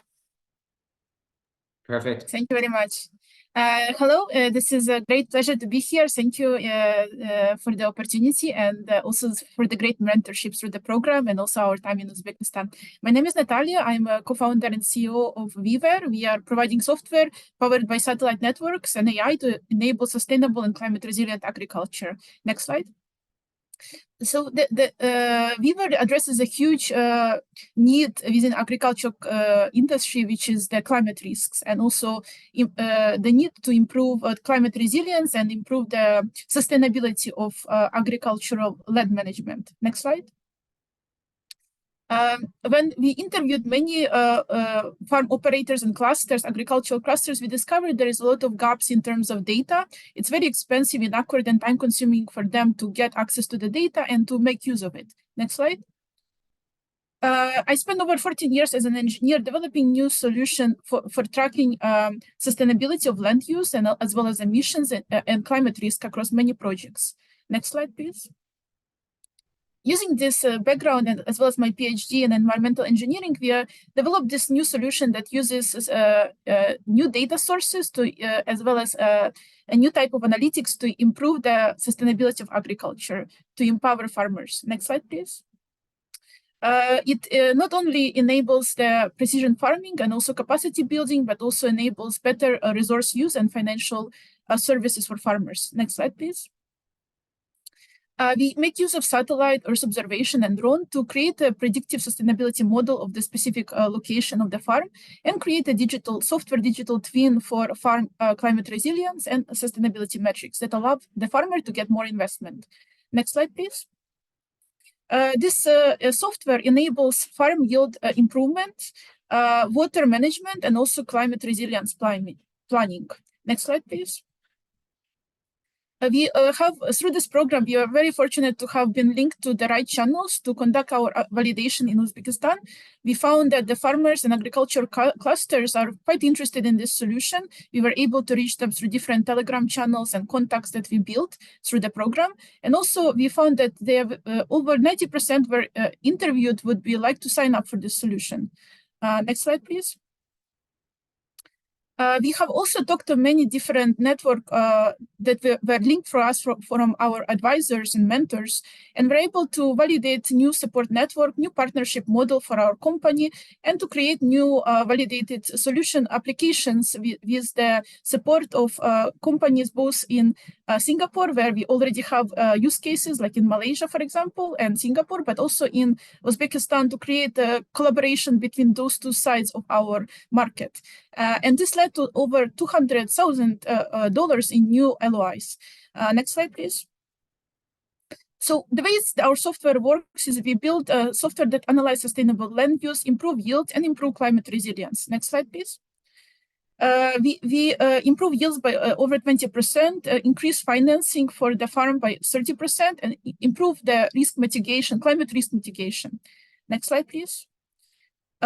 We use very unique technology enabled by our algorithms, which allow analysis of the farm side, the climate risk management, improved accuracy of this, and also improve the speed of data analysis because we manage very big data sets, and this allows us to create scalable solution in Uzbekistan and beyond. Next slide, please. We have an expert team of our advisors in satellite companies, as well as the data aggregators, which allow us to improve accuracy and analysis speed based on expertise of our team. Next slide, please. And 1 minute left. We have unique data sources, expertise, and industry validation, including projects with Asian Development Bank. Next slide, please. And we have performance that exceeds the other competitors. Next slide, please. We have very positive reviews from our customers. Next slide, please. And already have several projects ongoing with farmers and agricultural clusters, not just in Uzbekistan, but also in other regions of the world. Next slide, please.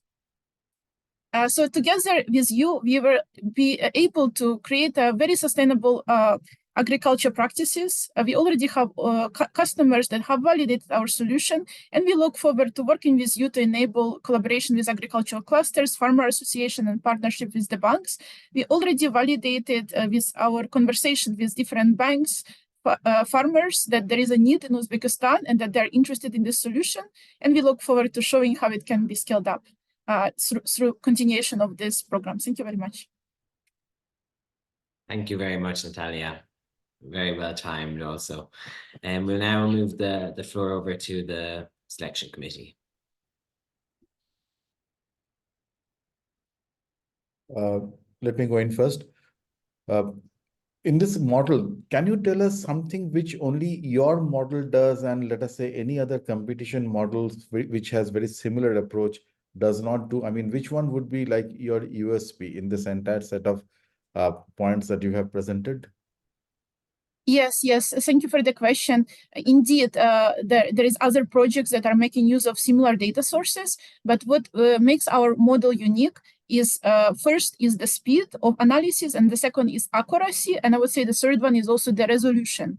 So because we have access not just to public sources of data, but also like very like proprietary kind of satellite data sources, which allow us to get data not just on like large scale, like several meters, but also sub-meter resolution. It allows us to get more accurate, more accurate in terms of spatial scale and also temporal scale. And through those data, we were able to build more accurate models.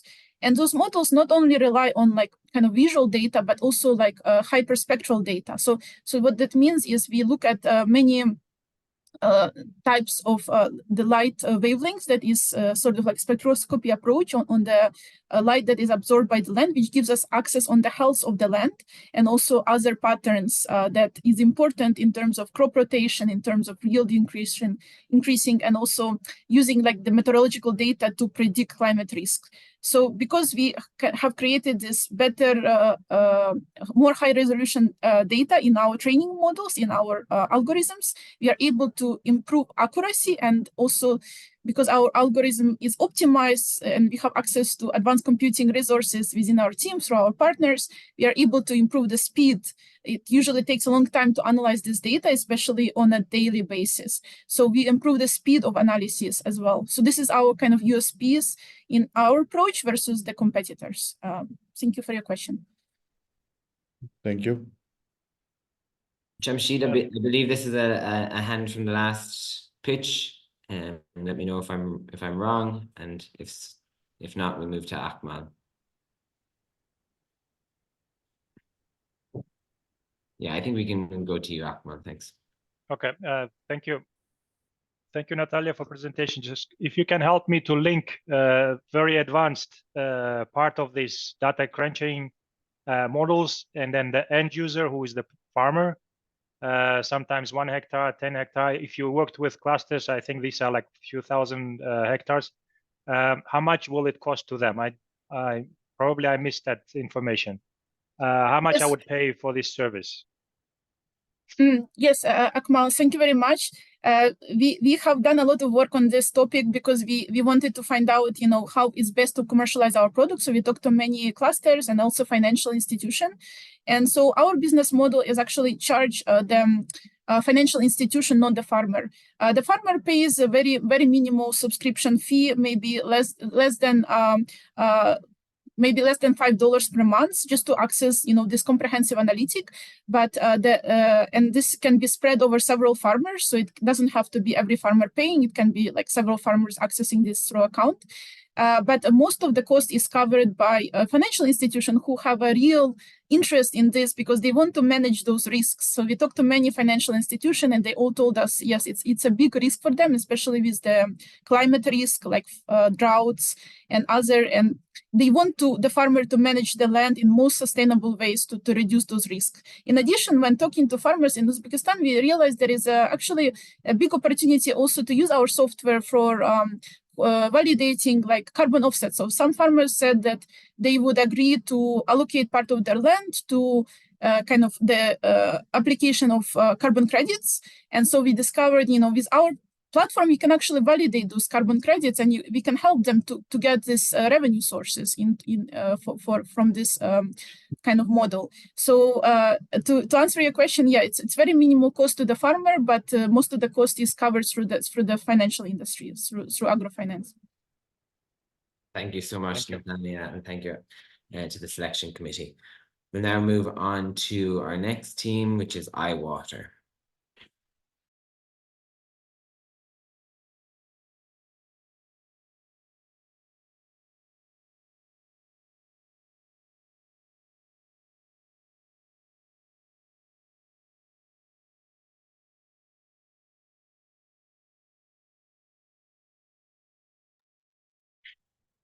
Have we got someone from iWater ready to go?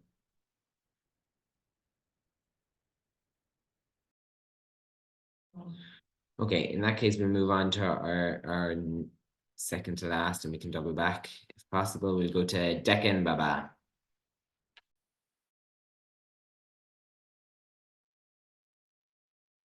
Hello, everyone. I am a speaker of the Hambaba team. So the Hambaba, so we have several problems with in agricultural market. We will discuss on incoming slides. Please go to next slide, please. So initially, let's what is the Hambaba really is? The Hambaba is a mobile application or is a online marketplace similar to Alibaba. And this is only intended for the digitalization of agricultural market, meaning that we migrate the whole market to whole agricultural market to online. And we digitalize this market. And this application is designed for the countries of Uzbekistan, Tajikistan, Kyrgyzstan, and Kazakhstan. Because in these countries, the agriculture, especially fruit and vegetables, are well developed, then digitalization is very necessary in these countries. So we are currently working on our mobile application, which we will deliver in coming months to the users. Please, next slide, please. What is the really problems are currently in our market? The first problem which we are suffering is the inability of the farmer to sell his product quickly and at an affordable price. For example, farmer needs to sell to someone who delivers it to the market, and this person also sells the product to the seller. During the time, the cost of product will increase. Therefore, we are planning to make this app available for farmers and buyers, so that buyers can directly buy products from farmer.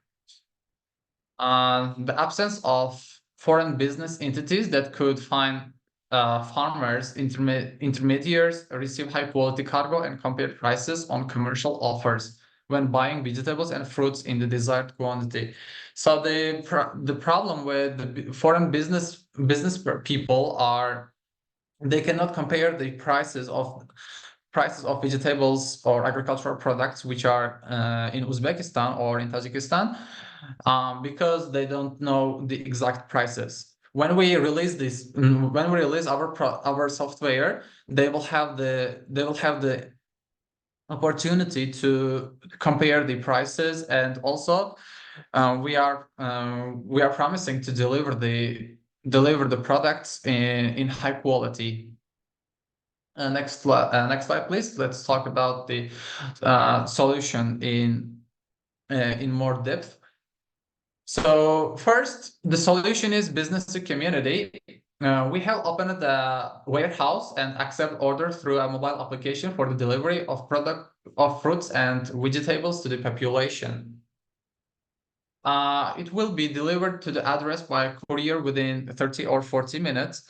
So as you know, when a person wants to buy fruit from market, it will take about more than 1 hour to go there and buying necessary fruits or vegetables.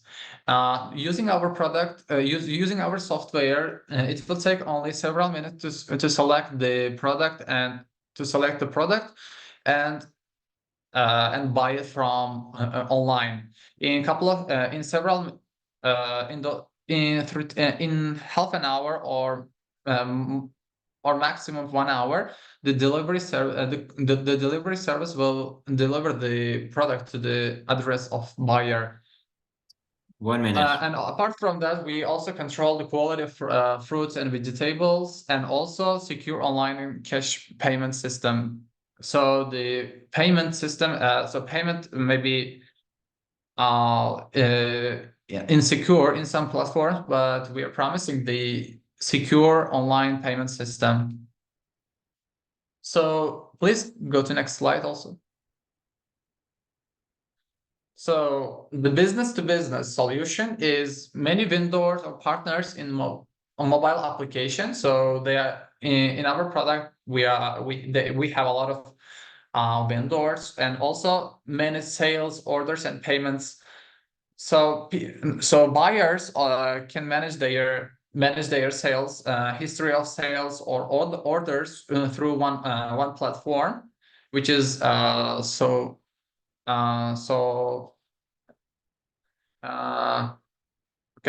So and also, as I said previously, they can compare the prices and just sitting on a table on chair in their home. So can we? Okay, at that point we'll move on to the Q&A. Thank you for that so far, and you'll be able to elaborate further now. So selection committee, if you have any questions, please go.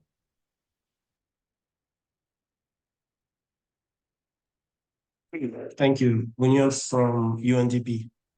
Were you able to test your ideas? Like, do you have sales? Even if you don't have the platform itself, maybe you've tested validated your ideas, and maybe you have the initial sales.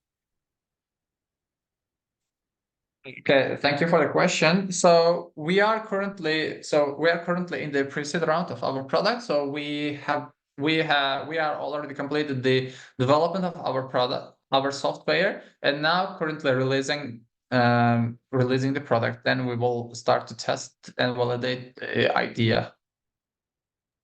That's my point. That usually it's a startup. Yes, so being a startup, you must be able to pilot before you invest a lot of time and effort to build your product. So if you're investing a lot of time and money, actually, because time is money, to build your product and it won't work, you actually lost your money. And that's why you basically test your ideas by using the regular means, phones, whatever, face-to-face, at least asking the end users if the product is requested or not.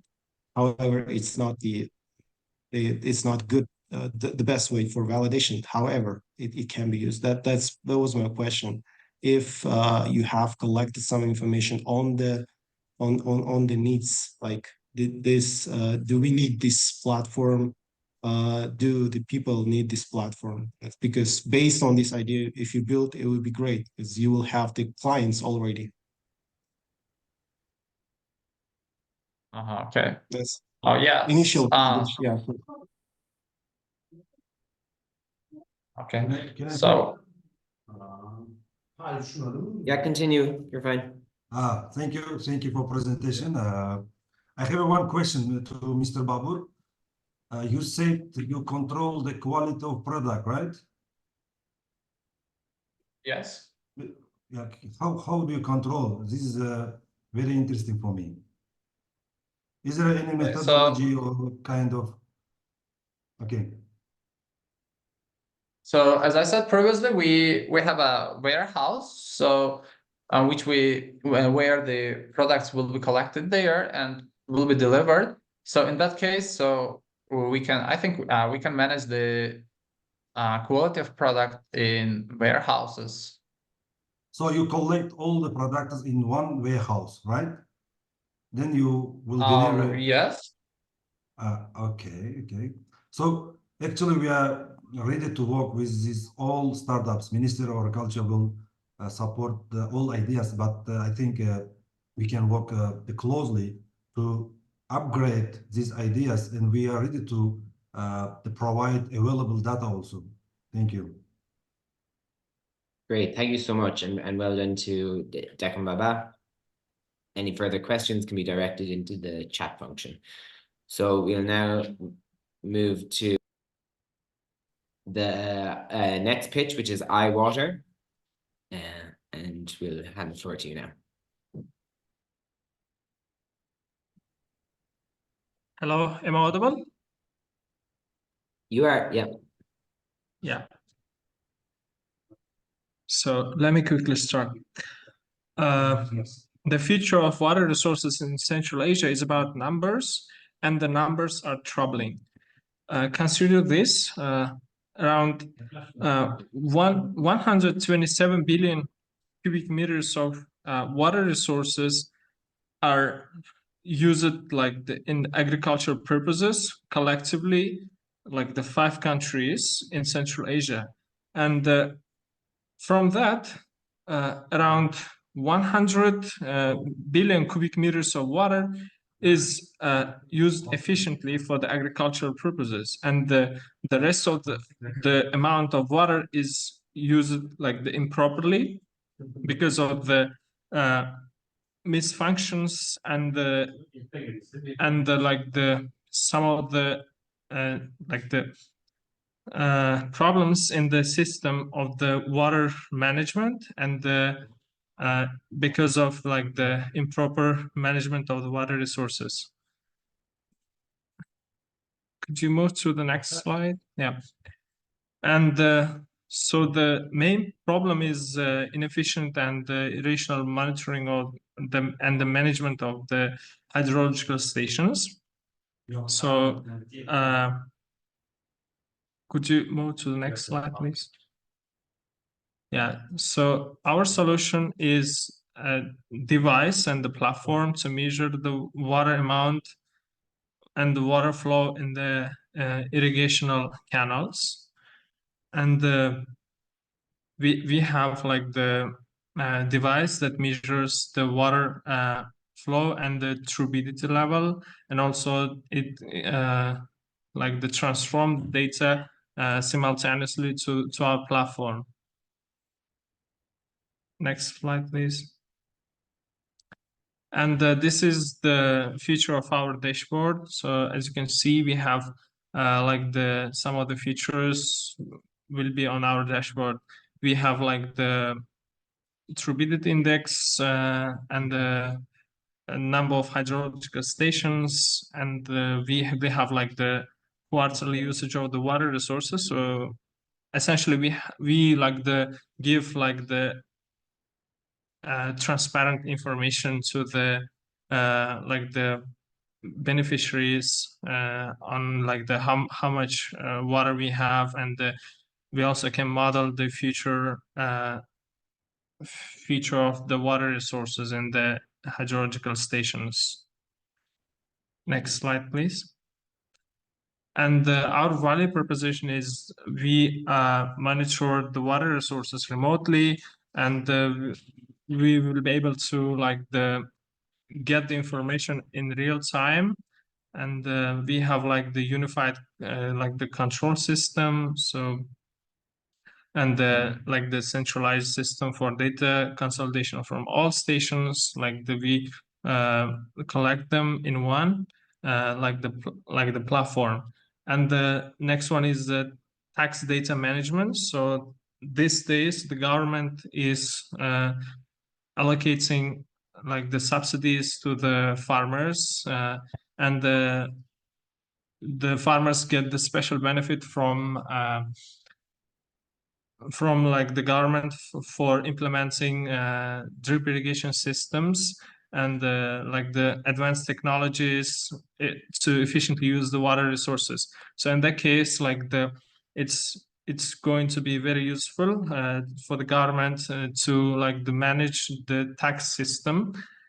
And also we want to like incorporate the safety protocols, like for like the enhanced measures and training for the staff, and the prioritizing the safety in all conditions. So currently the hydrological specialists go to the sites to measure the water. So like the daily twice. 1 minute. And yeah, also we have like the strategic resource management. Could you move to the next slide, please? And we also have some competitors on the market, including the local ones. And some of them are good at like the prices, but some of them are like don't have some of the features. And as you can see, all of those our competitors don't have like the muddy bottom detection feature on their system. In that case, we are like we have had negotiations with the Smart Water of Uzbekistan and made the agreement with them to like the work collaboratively. And we have like the muddy bottom detection system in our equipment and in our device. Could you move to the next slide, please? And here's our team. I'm CEO and the co-founder of iWater, Nurdan Samatov. And we also have the expert Hoshnud from Tiami University, and he has background in hydrology and irrigation. And we also have the Shohrukh. He's product managing our system in our project, and his background in legislation and public policy management. And the next one, please. We might have to stop it there, but we will move on to the Q&A section now. Selection committee, floor is yours. Sure.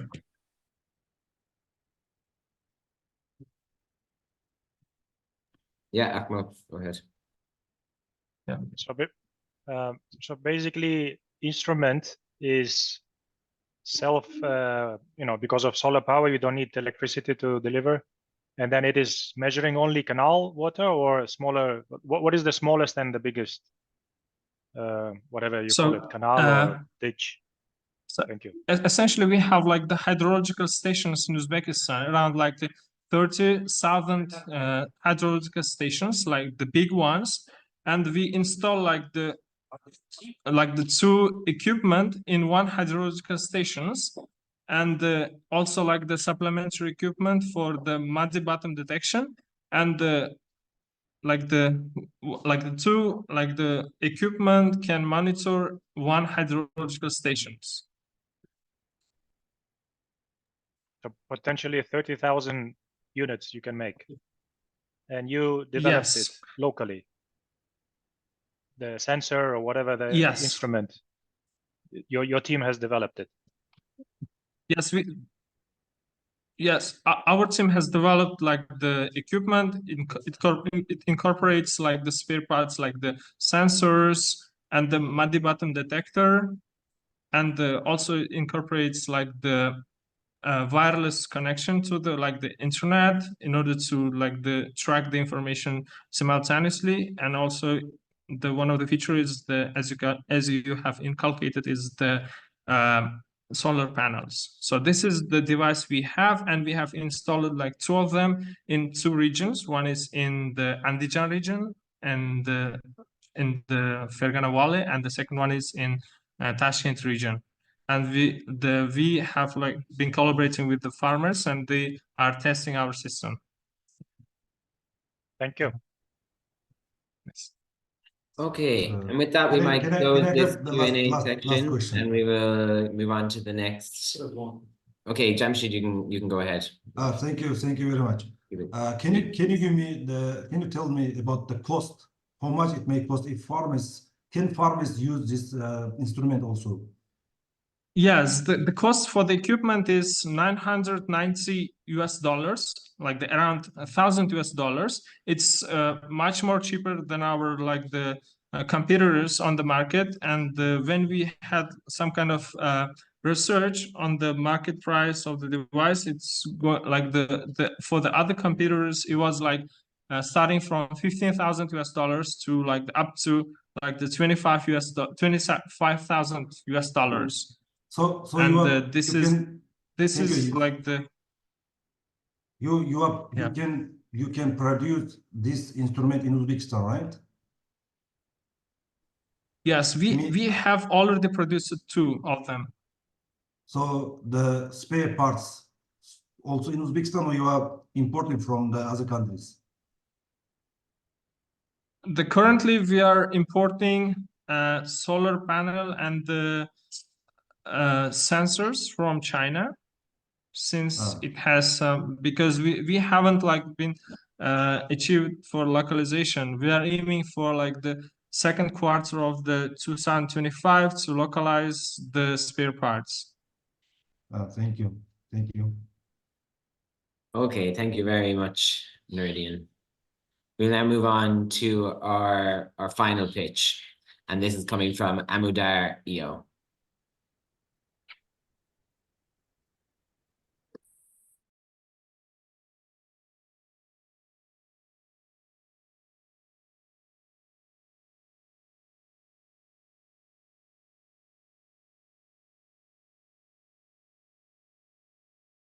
Sorry, can you hear me now? Hello? Yeah, can you hear me? Yes.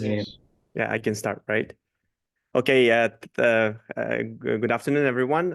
We are going to present we are Abu Dario, and we're going to present our product called GoZanLink, which is a climate monitoring system for greenhouses. Before going further, let me go and explain our history. We are 2 professors from Minha University. We founded Abu Dario in 2020.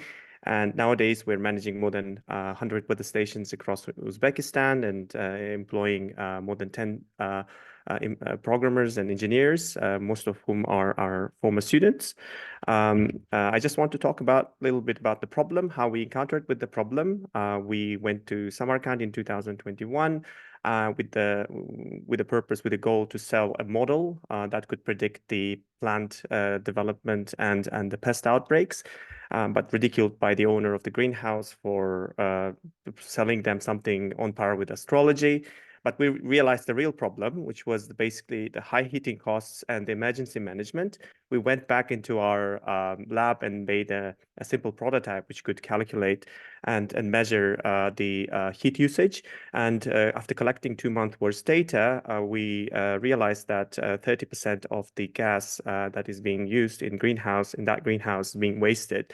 And we seen an opportunity there. So we started developing our new product. And after doing a preliminary calculations on the potential sales perspective on this, we calculated the amount of energy that is being used in Uzbekistan every year. So the small and medium greenhouses, they burn around $225 million worth gas.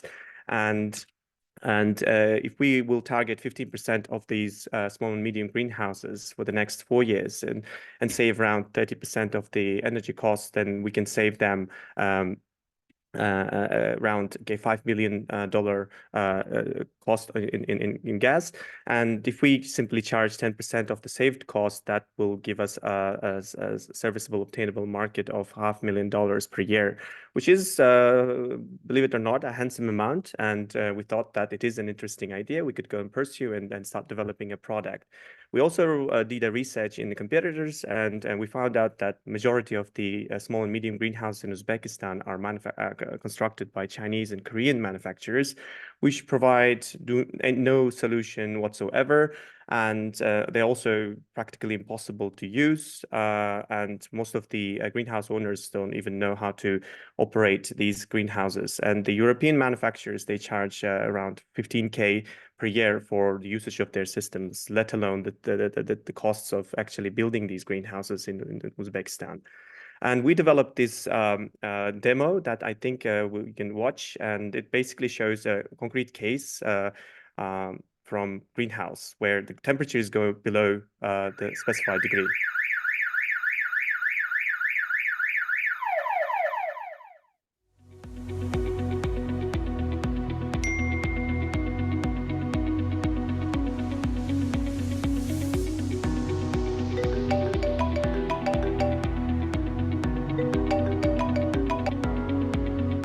Assalomu alaykum. Bu Amudaryo ogohlantirish xizmati. Issiqxonangizda harorat me'yordan past. Qo'shimcha ma'lumotni Telegram yoki mobil ilova orqali olishingiz mumkin. E'tiboringiz uchun rahmat.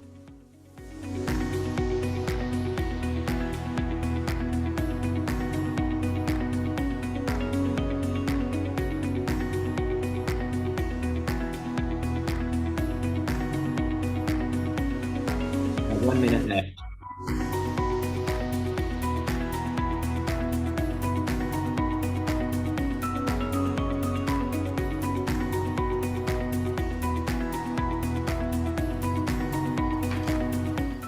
Alo. Alo. To'g'ri, yaxshimisan? Temperatura tushib ketibdi, pechkani yo'q. Bo'ladi, ketib. Bo'ldi, davay. Paf.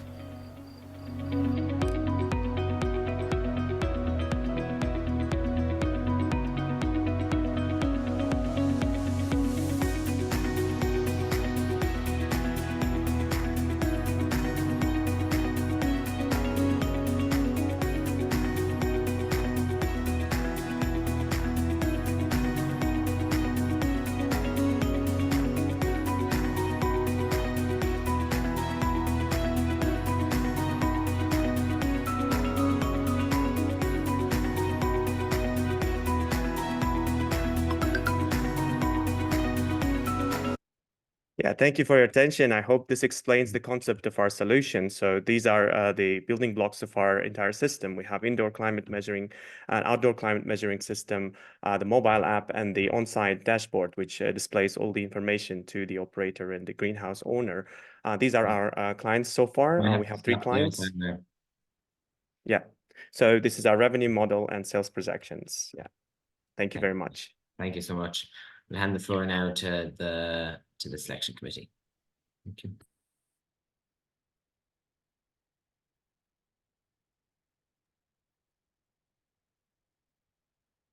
Yeah, Akmal, proceed. You're fine. Just quick clarification. So I understand this is basically the sensors installed around the greenhouse.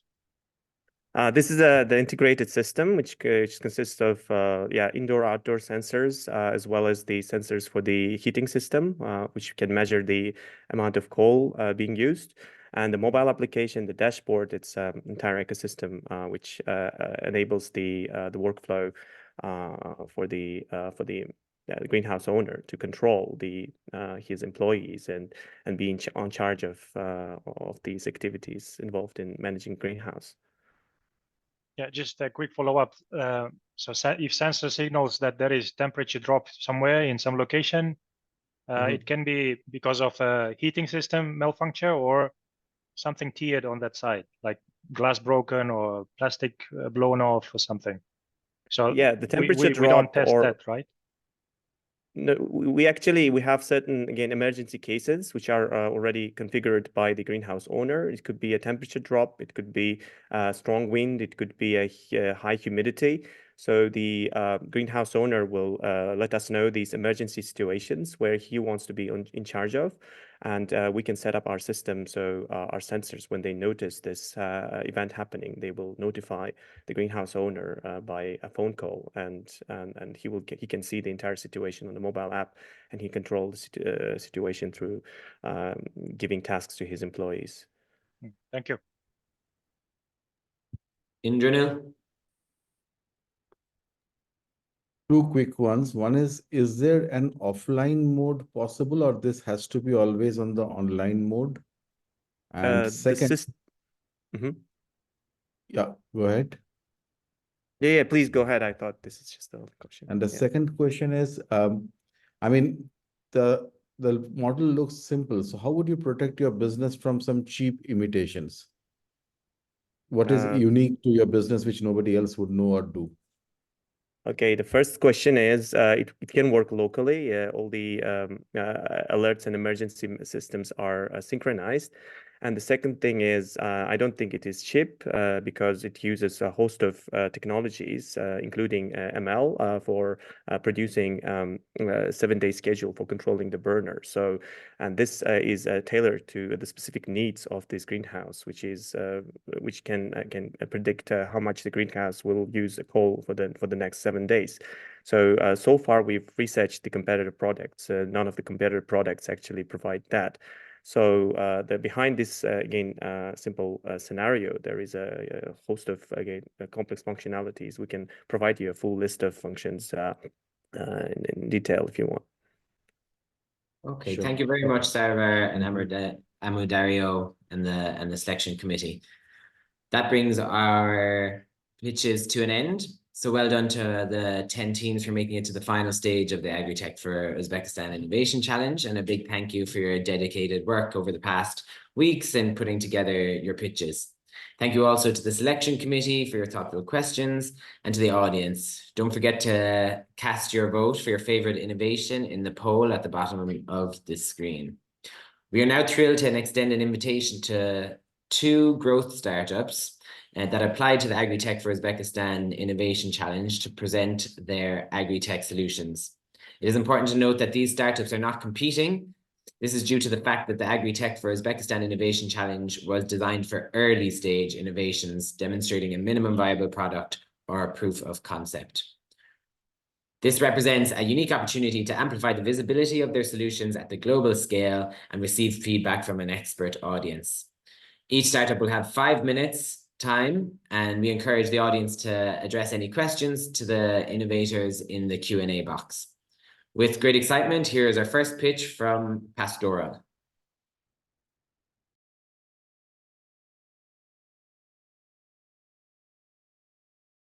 Hello, everyone. Can you see me okay? Yes. Great. I'm going to move quickly because I know that we have a very limited amount of time here. But my name is Josh Thomas. I am the CEO and co-founder of Pastoral.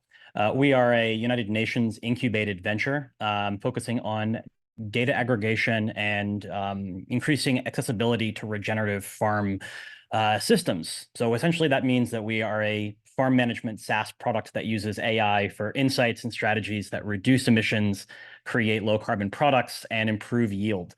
Globally, your screen there. Can you not see my? Oh, yeah. Let's try this. Stop share and resume share. Let's see if we have any luck the better second time.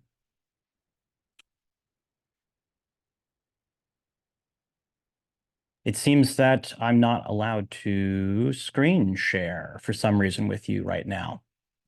I don't know why. But we try one more time. And if not, we'll just do the whole screen and see if that works.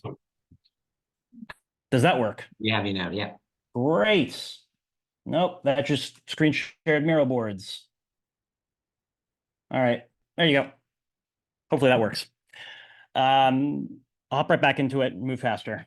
So farmers that use Pastoral have seen dramatically reduced greenhouse gas emissions, higher quality meat and dairy products, the availability of accessing carbon credits and government subsidies, along with healthier farms. Our journey as a company began in Uzbekistan and expanded outward from there. As I mentioned before, this was created in partnership with the UNDP as part of the UNDP Cultivate Incubator for Innovation in Sustainable Agriculture. Globally, we as a company agree with the United Nations assessment that livestock farming is detrimental and dangerous, emitting almost 15% of all human emissions. However, it also has an outsized impact on the world's economic output, access to and importance to the rural economy, and cultural significance. We agree with the UN that it's unlikely, unreasonable to expect the world to switch to alt meat and alt dairy overnight. So while that's exciting, the world needed to find a way to make regenerative farming, digital regenerative farming, simple and easy, not just for high-income countries, but for low-income countries as well. So very, very quickly, I know we do not have time to get into the details, so you're going to have to believe me when I say that regenerative farming works very, very well. As an umbrella term, using data and synthesizing that using AI to drive behavioral change can see a massive reduction of about 30 to 50% of greenhouse gas emissions, while also enabling farmers in both high and low income countries to conduct carbon accounting, have quarterly carbon audits, have a closer understanding of their soil nitrogen and runoff, and manage desertification and animal loss. Precision farming is great, but there's a lot of barriers to it being adopted in many countries around the world. One being ease of access. Whether you are in Canada or whether you are in Uzbekistan, there is no single tool that you can pick up that enables you to start using regenerative farming or have this kind of farm management. The second part is incentivization. Farmers having this by themselves is not enough. The other stakeholders being end consumers, carbon credit companies, governments, and food and ag corporates that are increasingly seeing low carbon products as something that is very, very attractive, need to be activated and brought into the fold. So we created parts of Pastoral that work with our partners such as Lactalis or Danone or various governments around the world that made very large COP28 pledges to decarbonize. And now we're trying to figure out how to do that without actually destroying their food and dairy industry.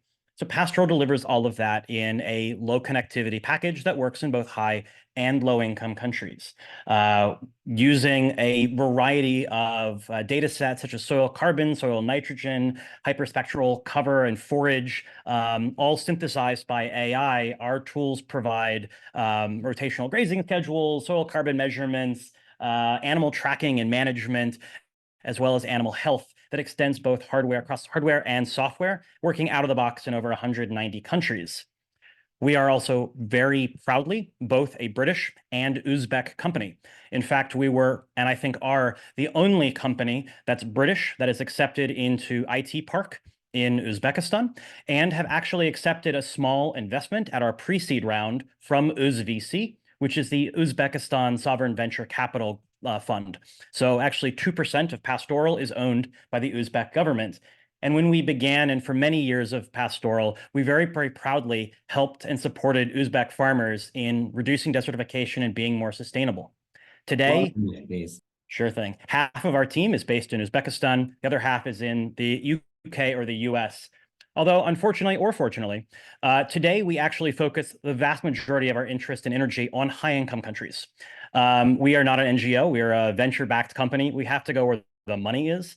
And unfortunately, after our project ended, there was a lack of interest from the FAO and the UNDP to continue funding or supporting, even in terms of trials, its expansion across the world. So today we actually build a product in Uzbekistan and mostly deploy it in high-income countries, Canada, the US, and Spain, being three large markets where we get a lot of support from the government.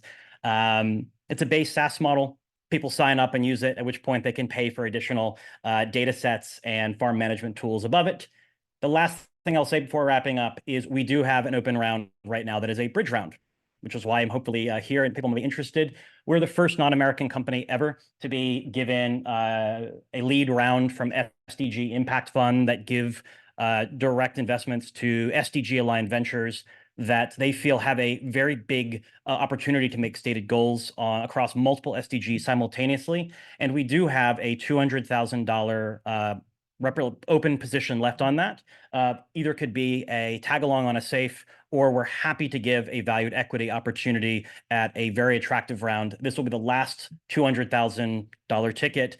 The next one is at seed, and the minimum is going to be $800,000 to $1 million to get in.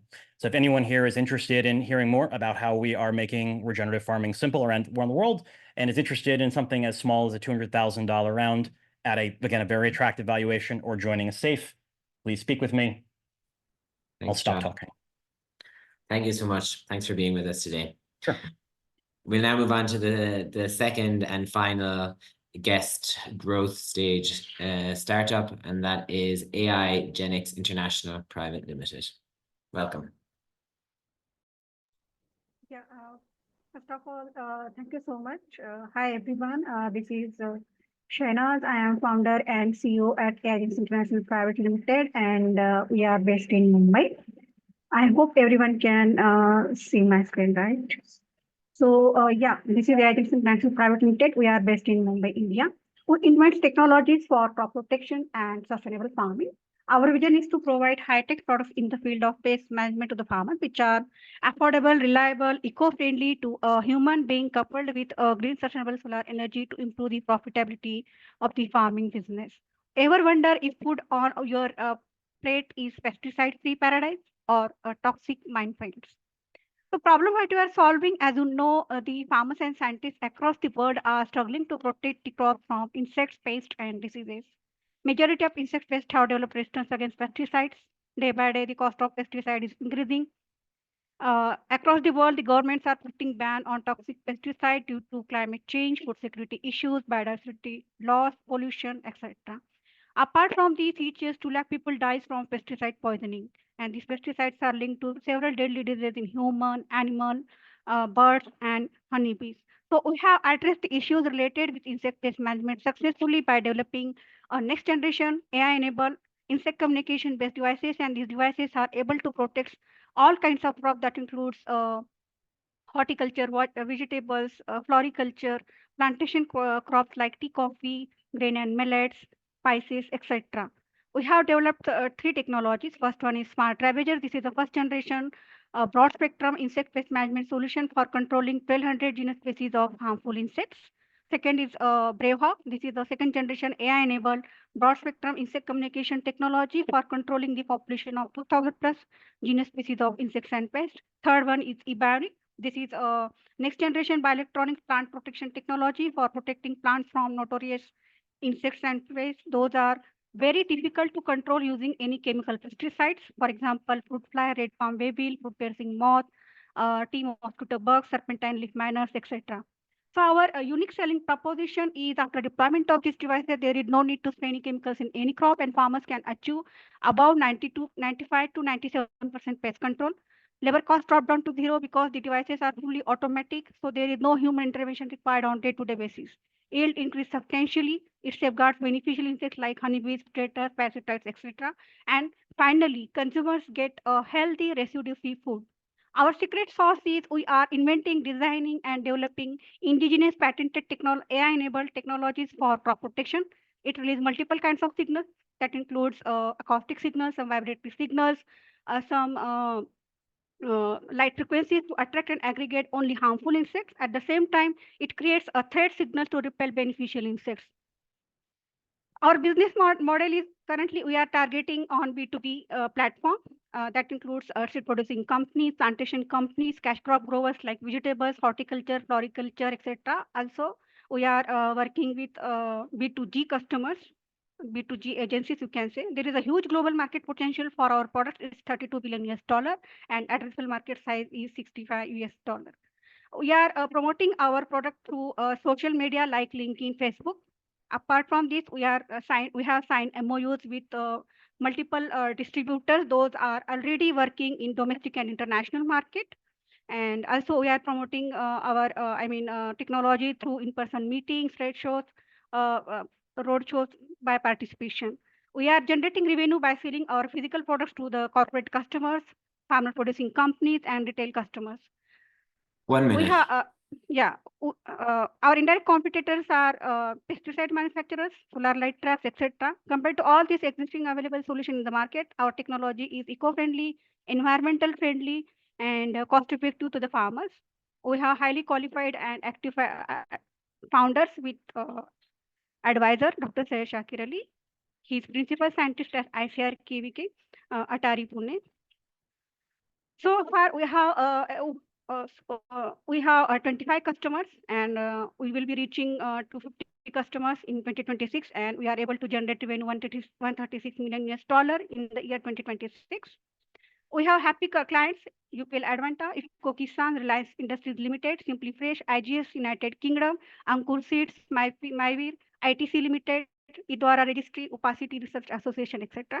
We are looking forward to raise funds to scale up our manufacturing capacity, to scale up our business in domestic and international market, to scale up our team expansion and further R&D activities. Currently, we are manufacturing and selling first and second generation insect communication technology, and we are working on third and fourth generation insect communication technology, and we shall launch this technology in the year 25-26.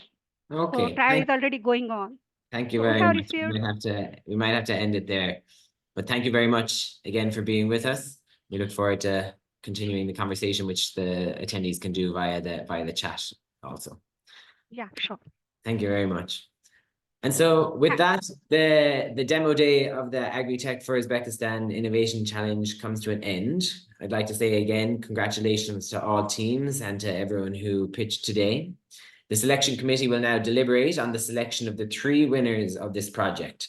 Please stay tuned for the announcement of the winners in the coming days. For now, we have the results of the Zoom poll function. And it's important to remember that the results of this is based only on the audience and attendees perspectives. So coming in at tied 3rd place, we have GeoAgro and iWater. Congratulations. Then we have in 2nd place, Get Robotics. And in 1st, based on the audience perspective, we have Amudar.io. And so a final thanks again goes to our partners with whom this project would not have been possible.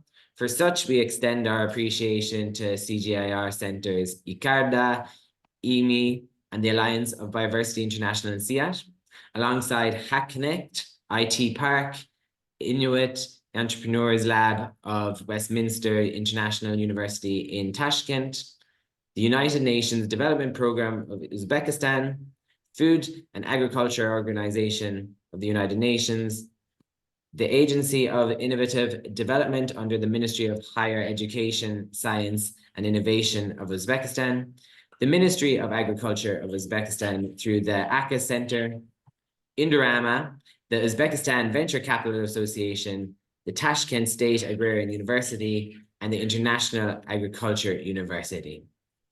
Please continue to interact with event participants to carry on the great collaborative work we have begun in the challenge, and more specifically through the demo day today. The Accelerate for Impact platform will be working to continue this effort through a pipeline of innovation challenges, including the ongoing AgriTech for Egypt and AgriTech for Kenya. So stay tuned, reach out to us at innovations@cgir.org and follow us on LinkedIn. Thank you to all our innovators, speakers, partners, and to our online participants. I hope the rest of your day goes well. Goodbye. Thank you. Yeah, goodbye. Thank you. Goodbye. Thank you so much.